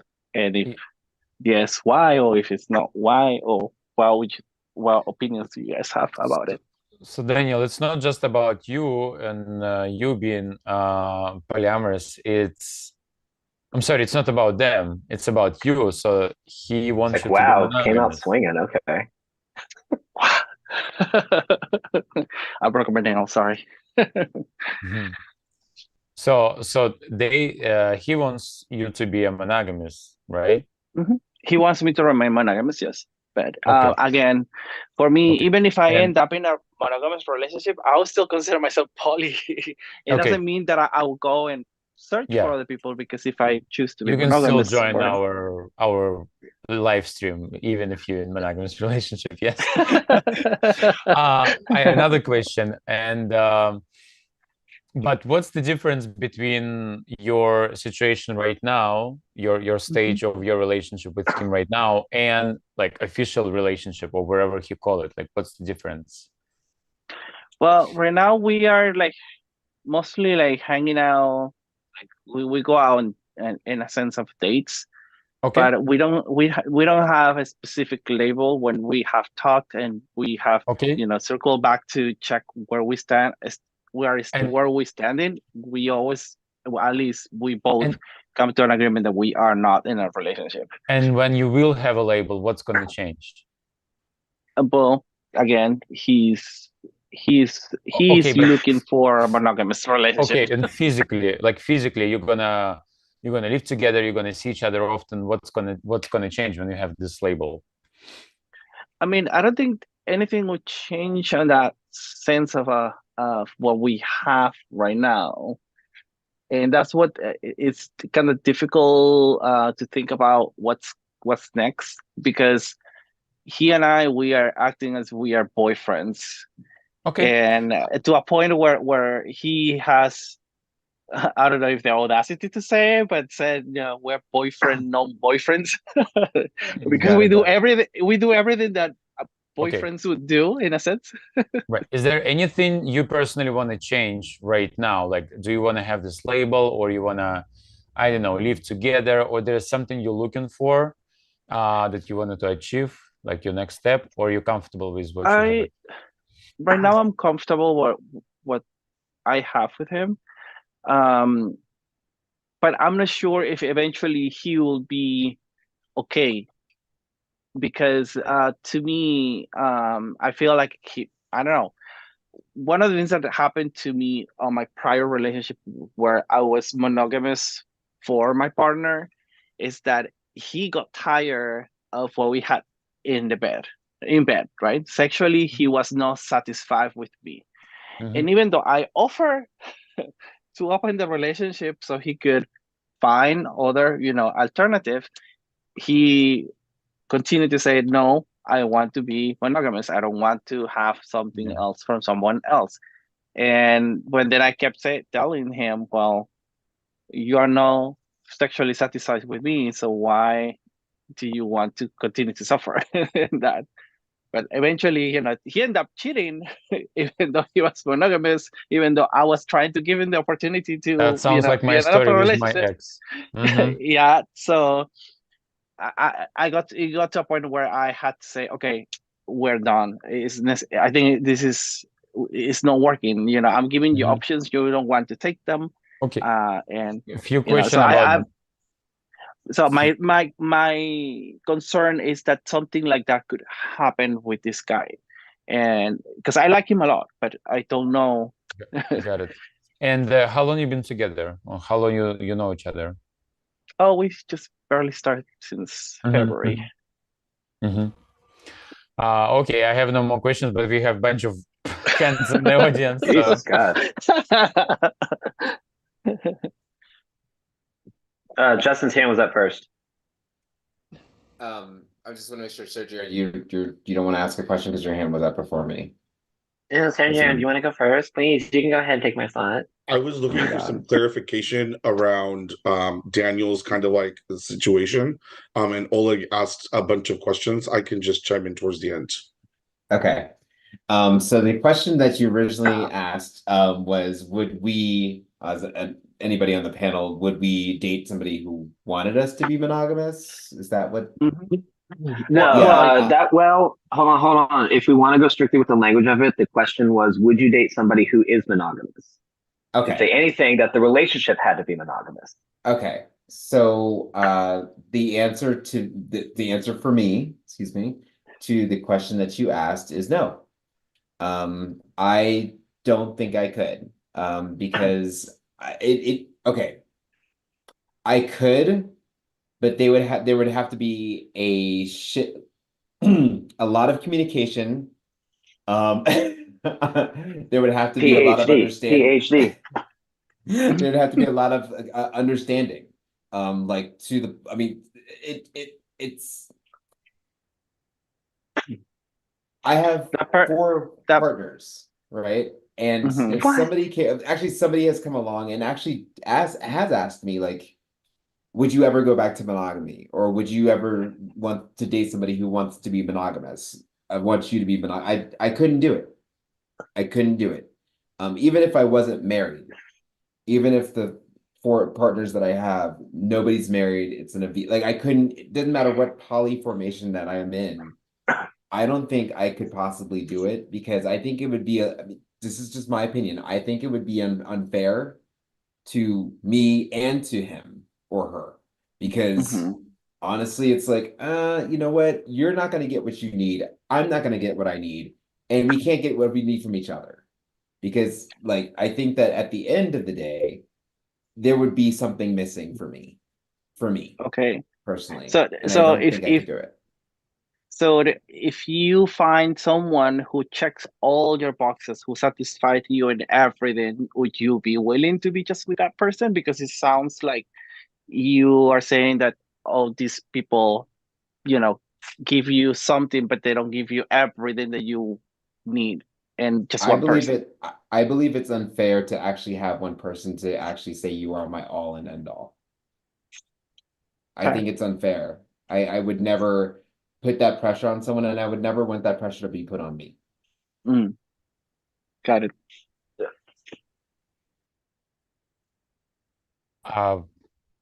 Byron.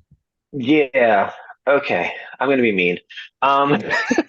You always mean with me. I am. Is there any other way that you are? Is there any other way that you are? I'm gonna be mean. Go for it. So the question and the answers are a criticism that I have with the poly community. And that is where they are, and this is with any community, any minority community or underrepresented community holds tightly to an identity. And there's always a big poly versus monogamy discussion. And it's that versus that kills any chance of there actually being a good relationship.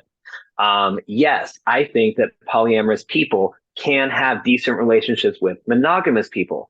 If we didn't, then we wouldn't have the V structure, which is pretty prominent across all sexualities in terms of polyamory. And this is where we have to kind of decide where the conversation in particular is going to be. Are we talking to the people as polyamorous, or are we talking to the relationship as polyamorous? Because I will always advocate for the monogamous people. If you're in a B relationship and you are on the outside of that B and you say you are a monogamous person, you are still a monogamous person. You are just in a poly relationship.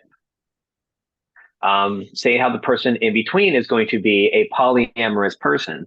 I think two people who are dating each other that are polyamorous are not less polyamorous if they just stay with each other the rest of their lives. That's where we just, again, have to decide, is the discussion going to be on the relationship or on the people? Now, the issue that I have with this is the projection that we have. Yes, versus. Yeah, even on podcasts, they'll say poly versus monogamy. There's always the versus, because even polyamorous people will talk about the jealousy. They'll talk about projecting that, oh, one person doesn't have to be everything. There is a superiority that they have in the discussions. They do. It's just the nature of the discussion. It's the language that's being used. Monogamous people do it too. Okay. Both sides, whenever they get really hot with each other, think they're better than the other. It's true. They think that they do. In the discussions, Justin, stop shaking your head. I'm not saying that like everybody thinks that way. I'm saying this is the way the discussions go. This is a generalization. Generalizations occur for a reason. It's because generally they occur. I'm not speaking to you guys specifically. I'm saying most of the discussions that occur will always put themselves through the lens of typically monogamy. So even the books on polyamory will do it through a monogamous lens, because they will do a comparison. They will talk about the level of intimacy being different. They will talk about the level of commitment being different. They will talk about jealousy in a very similar light. They always kind of hold each other to the other. And I just think that if we just take it all as the relationship structure, then there's going to probably be a little bit less heat. And the reason why I say that there is heat is because even today, this is why we have these discussions, is that we view polyamorous people as being underrepresented in bigger communities, especially in the mainstream. And now I've said this in a past discussion, I'm glad to say this on episode 1 here, is that the issue that we have with that is that if these underrepresented communities want to be in a mainstream discussion, then they have to be ready for the mainstream to say, these are the standards that we have in the mainstream. And this is a societal thing. It just happens with everybody in general. It happens with a lot of minority groups whenever they become majority, or whether they become part of the greater conversation. And now the problem with that is that these communities thrived being underrepresented socially amongst each other. There was a sense of community, a sense of family, a sense of unity, a sense of belonging, that it's hard to have the acceptance of the mainstream discussion, because the mainstream discussion is trying to now dictate the way they should act and the way they should behave, the way they should speak, the way they should present themselves in mainstream society. So you then have to decide, is this really anybody's business that it needs to be a mainstream thing? Conversation Oleg and I talk about enough. There's not going to be proper representation across the board, because it's not going to represent everybody in the community. Just like Justin's been telling me in chat right now that these are generalizations and it doesn't represent anybody. You're absolutely right.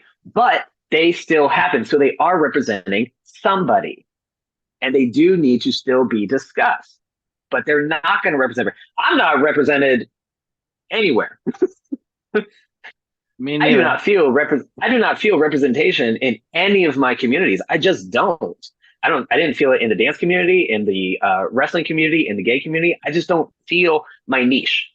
I don't feel my niche, and I don't feel like I'm discussed.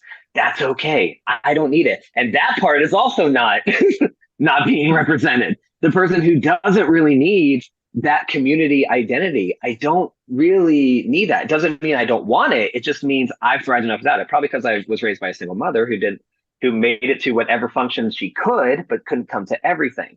So I did not feel like my identity was beholden upon performance and acceptance on somebody else. And that's where I come off incredibly cynical, incredibly cynical. And I know that about myself.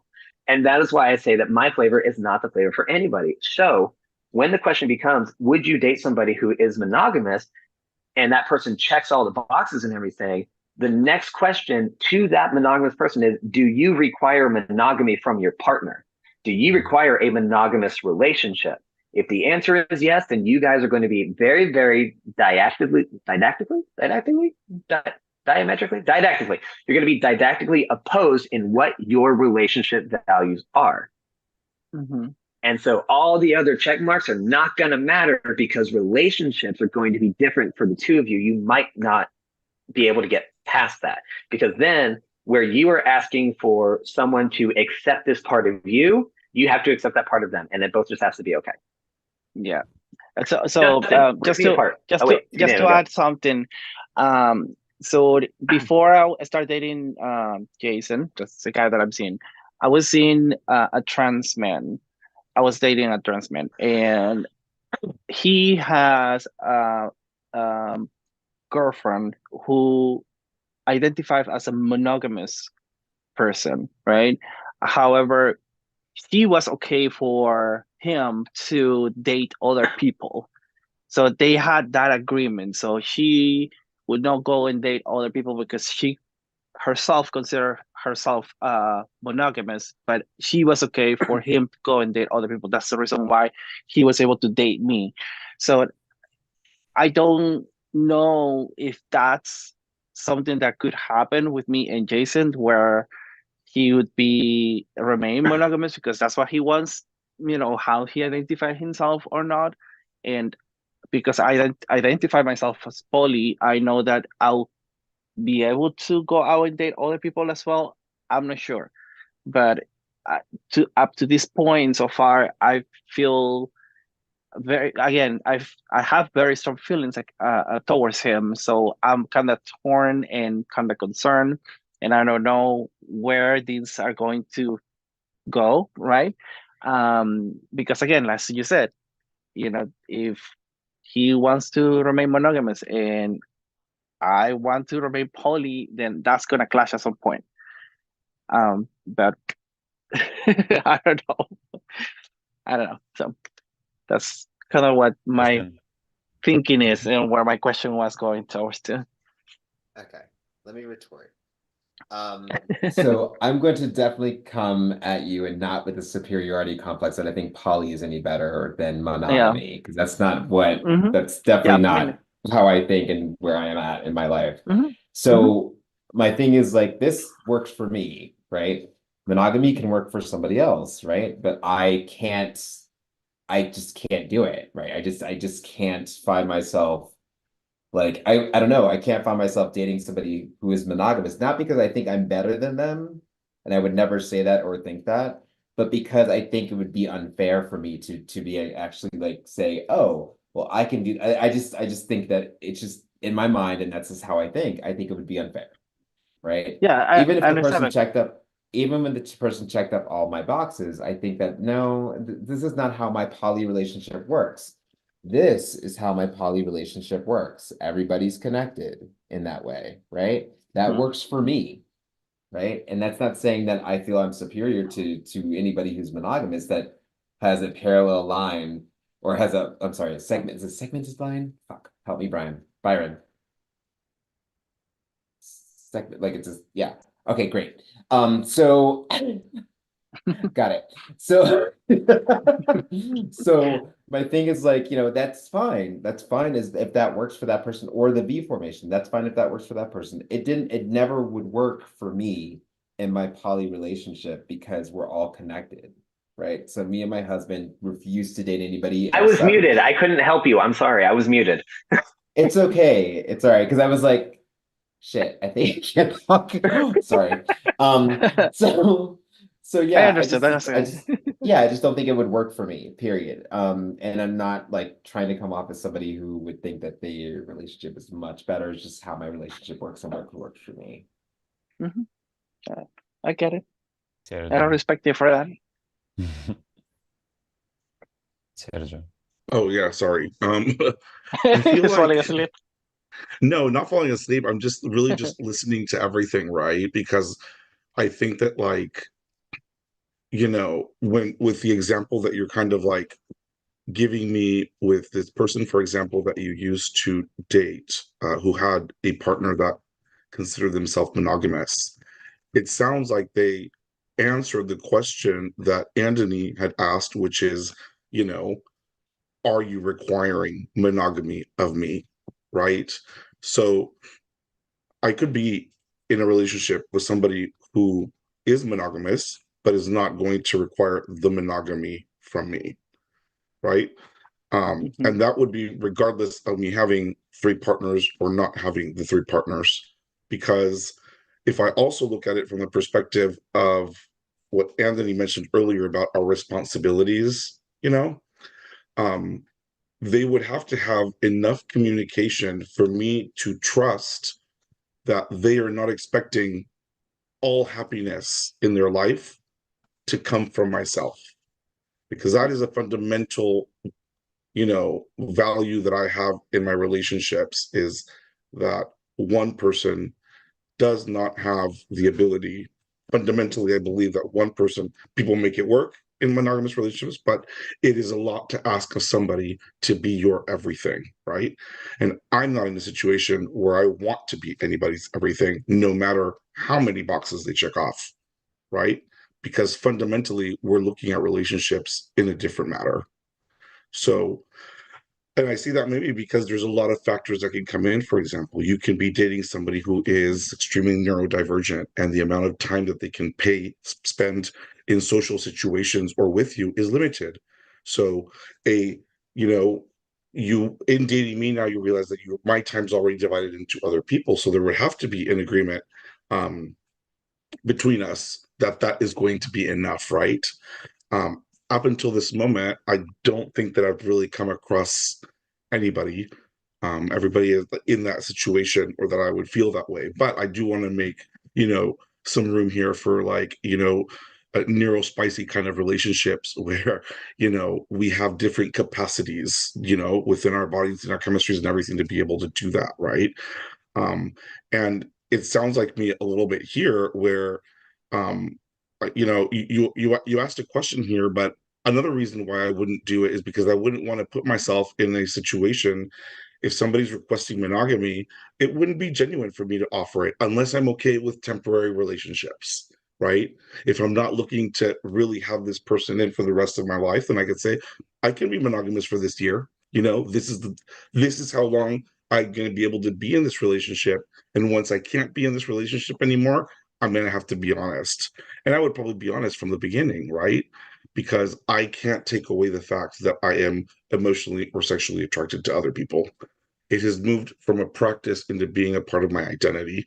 And I'm not going to change my identity after all the work that I've put into becoming this, what I like to think, really good person. I don't want to put any of that on the line just to try and make something work when I have beautiful other examples of what relationships could look like. Got It it. would feel like I would be settling.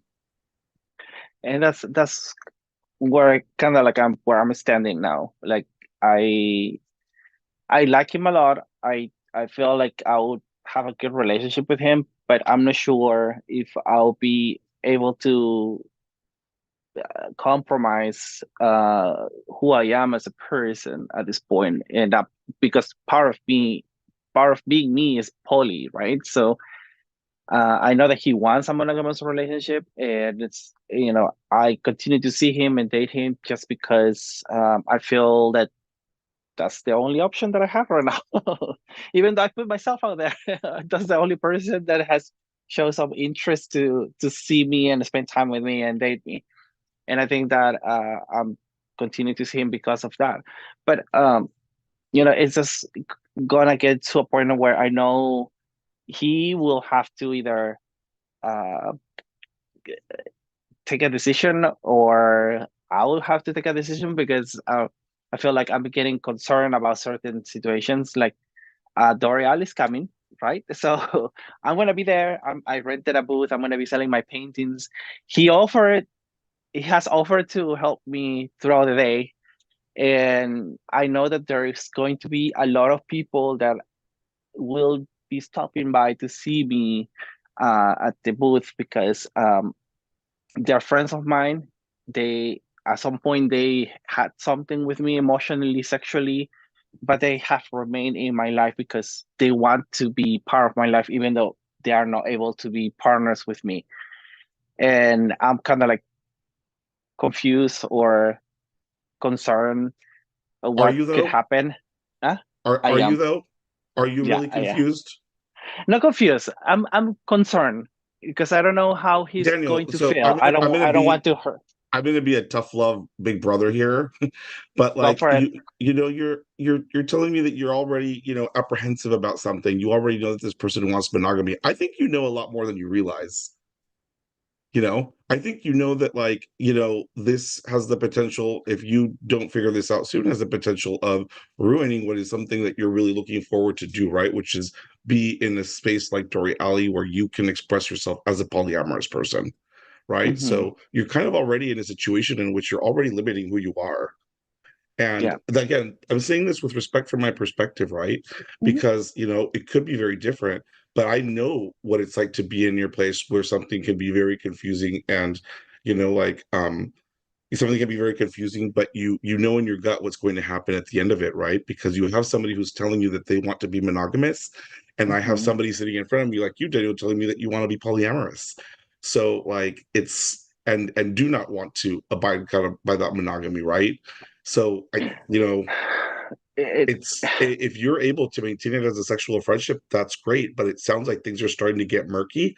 And as a person who's polyamorous and knows maybe a little bit more with regard to relationships than somebody who's only ever been in monogamous relationships, you might also have a little bit of a responsibility of being able to make the decision and lead this in a certain way rather than just letting things happen and get murky, because then you kind of become part of the toxicity. right, right. Yeah. I think that I I know I know that the reason why I'm letting this continue to the way that it is because again, as I mentioned before, I feel like sometimes the pool amount of people that I could date or potentially date is very reduced.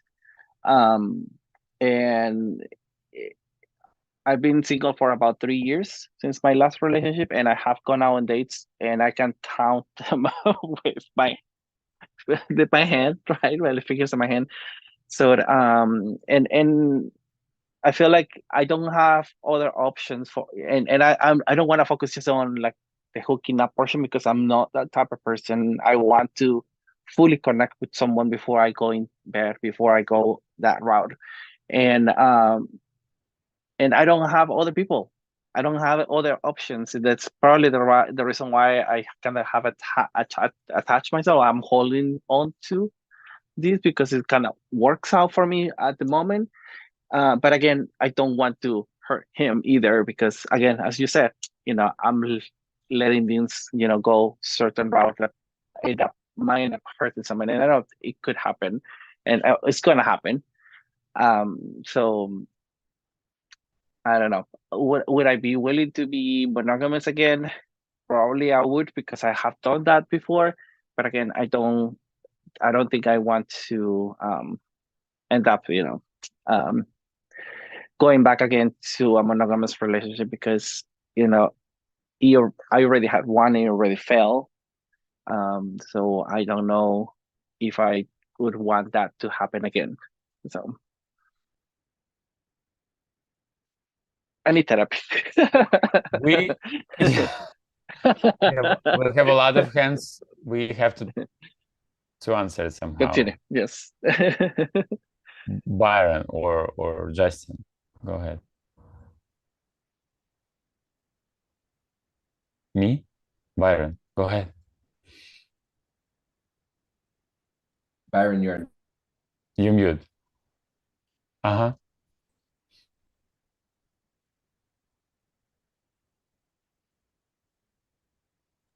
Okay, better. Yeah. Okay, cool. All right. So I'm going to retittle Justin's rebuttal of my initial statement. Because I really wanted to listen to the way everybody was, addressing this thing. And so I'm glad that I used like, I know that like I did say some triggering things like with the word like superiority and versus and all these things and everything because they do tend to happen. But then listening to the way that we were explaining why you wouldn't date somebody with monogamous is exactly what I'm talking about. When you say that something that is fundamental to a monogamous person is unfair, is a burden, is a heavy ask, then that is projecting your own relationship values on them. And now these are shared values that tend to go amongst the monogamous community and the polyamorous community. And that's why I say there's this didactic opposition to each other that, when you say like, it's settling and things like that, like you are kind of like casting this atmosphere over, the word settling was used. So it's just the way that we kind of talk about each other's relationships that we got to, be careful that we're like not catching strays because that could be like the person next to you and everything. And it just, kind of, to me, it just kind of like taints the well a little bit. As you were talking about your specific relationship with this person, I was thinking back to something that you had said earlier and I'm just going to advocate, this is not my position on it at all. I just want you to think about the other side of the track. When you asked, I think you asked Justin, if you found somebody that like checked all these boxes, would you go back to being monogamous or would you be in a monogamous relationship? And so my antithetical question to that is that if this person does check as many boxes as you like, what about being polyamorous? One, would you give up? And two, do you think would outweigh your compatibility? I'm not saying that there won't be the fundamental incompatibility that there could not be. I don't want to say that it's there, that it will be. I'm not going to put that kind of assuredness on your relationship. But what makes you think that, like he's probably thinking the exact same thing. This person checks all these boxes if it wasn't for this one thing. So is this one thing, what is it that is going to outweigh the compatibility? I think just it's a little bit more the emotional part. He does cover a lot of the emotional part that I need, that I'm looking for on a person, but I don't want to say that it's 100%. I want to say like maybe a 70%. Covers all the emotional portion. He's a unique person like everybody else, right? So I feel like because I'm the type of person that I'm always a giver, I'm always like helping people, I'm always doing that. I tend to like provide that emotional support to other people, and I feel like it's that emotional portion he won't be able to provide to me because I'm always trying to give emotional support to other people as well, to friends and family, and possible partners or sexual friendships or whatever. I think that's the portion of it. I don't know if I'm giving him all the sexual portion that he might need. So far, I feel like we have a lot of compatibility in that sense, but I'm not sure if I'm fully satisfying him, and that's what I'm kind of I don't know how to measure that portion because I think I'm thinking on that just because on my first relationship, that I was 7-year relationship that I was on, I know my partner then, he was very vocal about it, and he always said, I'm not satisfied, and I think that's one of the concerns that I always have. So I'm not sure if those two things are the ones that are being met, and that's something that I don't know if he would be willing to work on. So I don't know if that answered your question. Maybe not. Well, it's kind of almost kind of like grew into a separate question that I kind of lost for a second. But Okay, I'm going to ask this in a very, very blunt way, and because that's why I'm here. Um, so I guess when I see somebody knowing that a connection is kind of hard for them to make, as you've expressed, um, then I think my over. Okay, are y'all flirting on chat? You know what? Fuck it. Never mind. I saw a shared laughter. The okay, so knowing how much compatibility you share with this person, because you said this person, maybe you were just kind of being hypothetical, saying that the check boxes and everything. Mhm. Um, but knowing how compatible you are with them, I guess my overall question would be, how important would pursuing other relationships be to focusing on this one? Because it seems like you're willing to sacrifice a relationship for the sake of pursuing others. Mm, Now, I'm not I, saying that you, to compromise your polyamory in any way. I just want you to think uh, about, like even Oleg has something, when he loses something, he gains something. So it's like, think about what you're weighing here, and like, I don't know. This is a really, it's very tricky, or I don't know, very difficult well, I mean, I'm situation not going to, to be the person even that's for, just going to come here and tell you that it's never going to work out between you. Like, I just, yeah, I don't, but Okay, let's move on to Justin. Thank you. yeah, Justin, take it, please. Yeah, Yes, you go for there. sure. There, finally. So, so basically, I've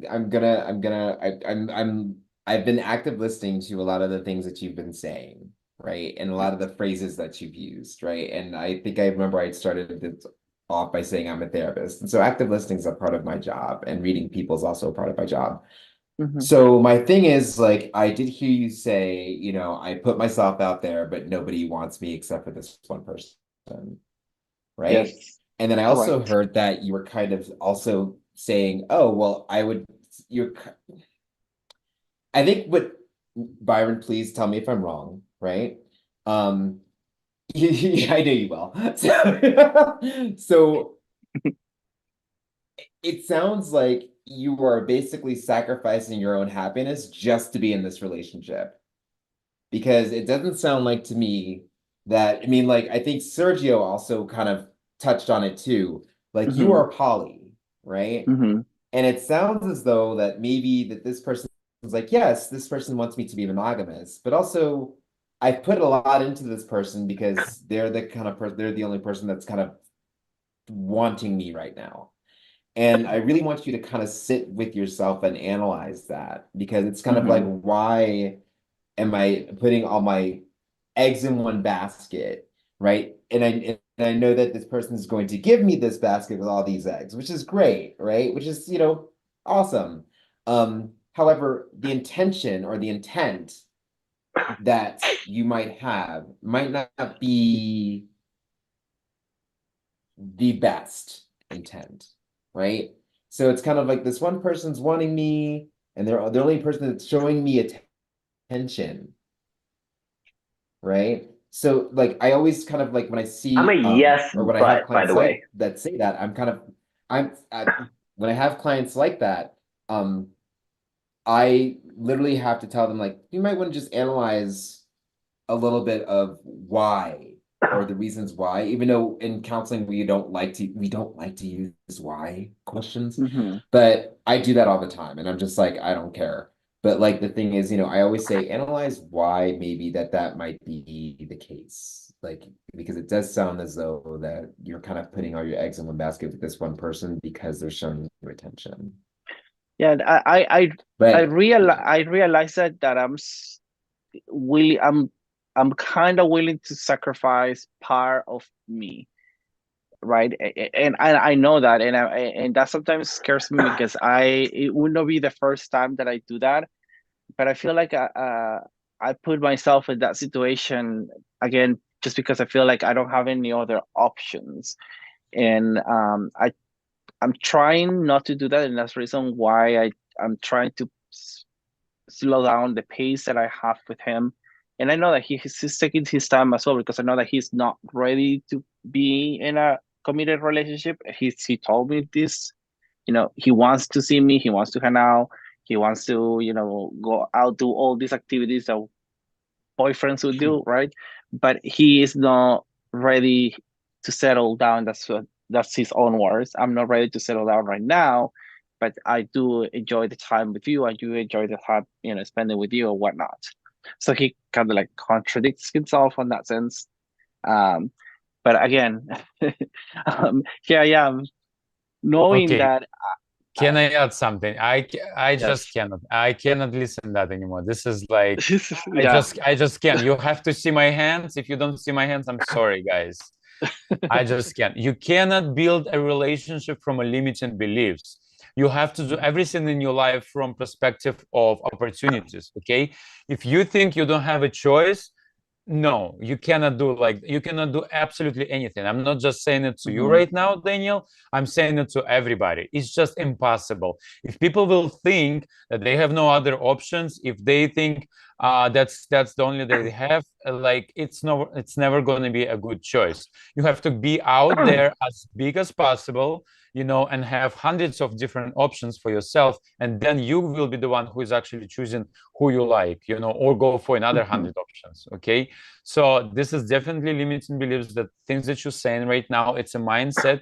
You have to be careful with that, because you're going to put yourself in trap.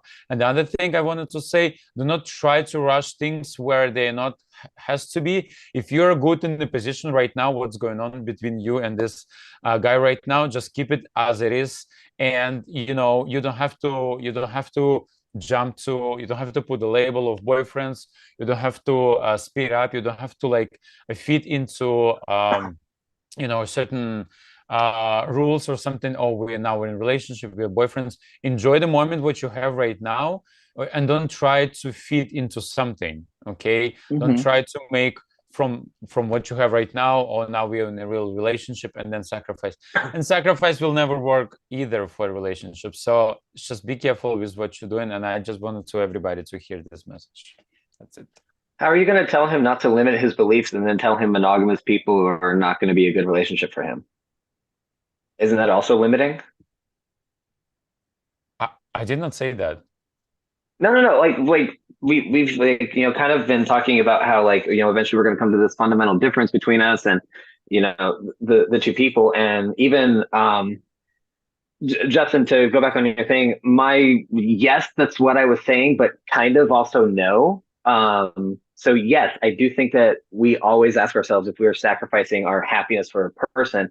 I wonder if on that same discussion, you might also be potentially sacrificing happiness for an identity.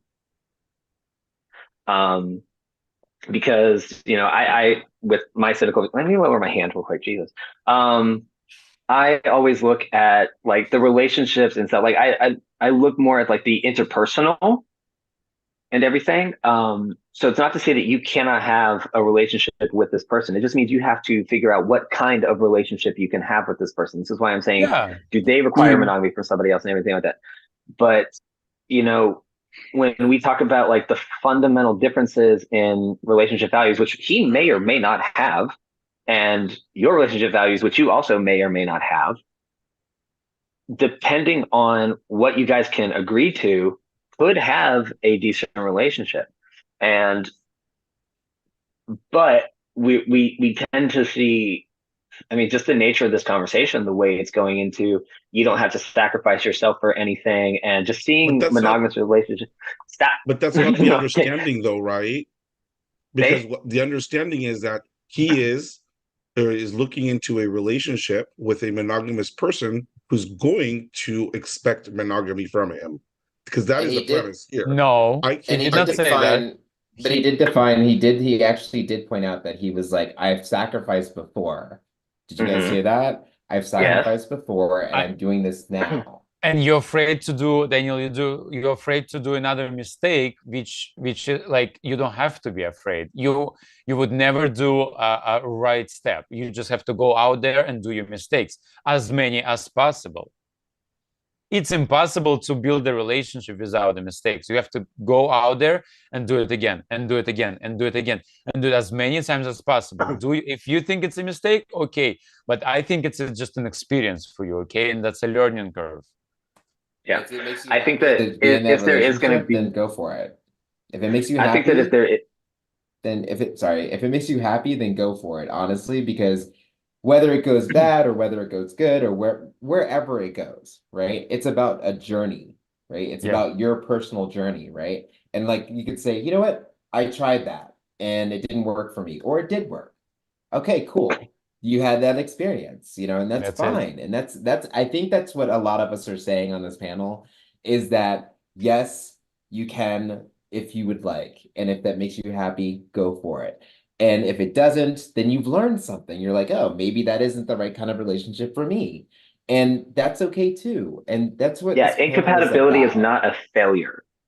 That's the main thing to understand, is that incompatibility is not a failure on either end. Yeah, So yeah. We're gonna leave it here. Thank you so much for your question, Daniel. It was great. Thank you, I love this Daniel. conversation. thank you, It was Daniel. wonderful. Okay, before we Oh, leave, I want to say this about our mystery panel person who could not make it today. This person goes by the name of Divine, a podcaster and author. He is an author of My Husband, My Boyfriend, and I. Currently, he is that is also available on Amazon, which, by the way, book review episode, we should totally do it. Because we'll have the author here. That'd be so much fun. So fucking Um, down. Currently, he's in a V polydynamic and has enjoyed a metaphysical approach working with gay men and understanding the underlying energies that exist within relating. I appreciate his point of view whenever he is here because it is vastly different, because he tends to come from a lot of Eastern influence, and I see a lot of like Western ideologies that come in here. So I really, really value whenever he's part of the conversation as well. You can follow him on Instagram at Wang_Divine, WANG_DIVINE. And I hope he will join us for our official first episode. This was really just supposed to be a meet the panel, but man, that Q&A always takes off. Yeah, you guys know we could talk for hours. That was amazing. that's true. Because I love how four of us have very different personalities, and it's like, oh, we're very different approaches, and it's very different. Like, of course, like Byron, I knew that we were going to be like, I already knew that. I was like, Byron's on the panel. Oh, that girl. Oh, I'm sorry. He's always Justin Terry Smith is here. You don't have to say, you don't have to say the hyphen. You just say Terry Smith. You don't have to say Justin Terry hyphen Smith. Yeah. No, I'm sorry. Dr. Dr. Justin Justin Terry Smith. Yes. PhD DDS. Oh my God. I was HTTP. thinking, I was like, maybe I should just link this over here so my degrees were. All right. So everybody, let's do a quick farewell and stay on for a little bit after we go live, because I just want to talk about what we're going to do next. So everybody, do me a quick favor. Let's keep our order. Let's go Oleg, myself, Justin, Sergio. Give us your socials and where people can find you, and we'll do a farewell. We're going to leave links in the description below. You can follow me on Instagram. That's the best way to reach me out. You can DM me if you have any questions, or if you want to join our conversation for the next chapter, feel free to do so. Please also share, like this video, and subscribe to our channel. Your support are very important to us, and feel free to read to leave the comments below under this video. We read them all, and we promise we're gonna answer all your questions for our next episode. That's gonna be it for me. Justin, go ahead. I guess if our links are going to be in the description, there really isn't anything we have to say. So you can follow my LinkedIn. You can still say you can something catch me anywhere. sweet. All right, you guys can catch me anywhere on at the Real Byron Anthos on all social media platforms. I'm rarely on X because fuck Elon Musk, and you can also catch me on the Nightstand podcast. We are recording season 3 next month. Me and my bestie, so that's going to be a lot of fun. We have some heavy shit we got to talk about. So that's me, the real Byron Anthos. Justin, do you have anything to say? Yes, I would just like to welcome everybody to the Gay View. I appreciate all your listening and like watching, and it was really amazing being on this panel. My name is Justin Terry Smith. You can find me at justinterrysmith.com, and all my socials are there without the hyphen.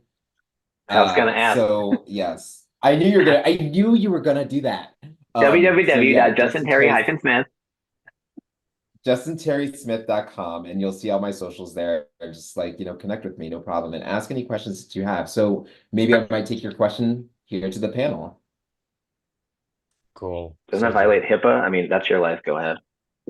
No, don't you dare put me out there like that. Sergio. It's Sergio's turn. What? It's your turn. Oh, is it my turn? Yeah. Yes.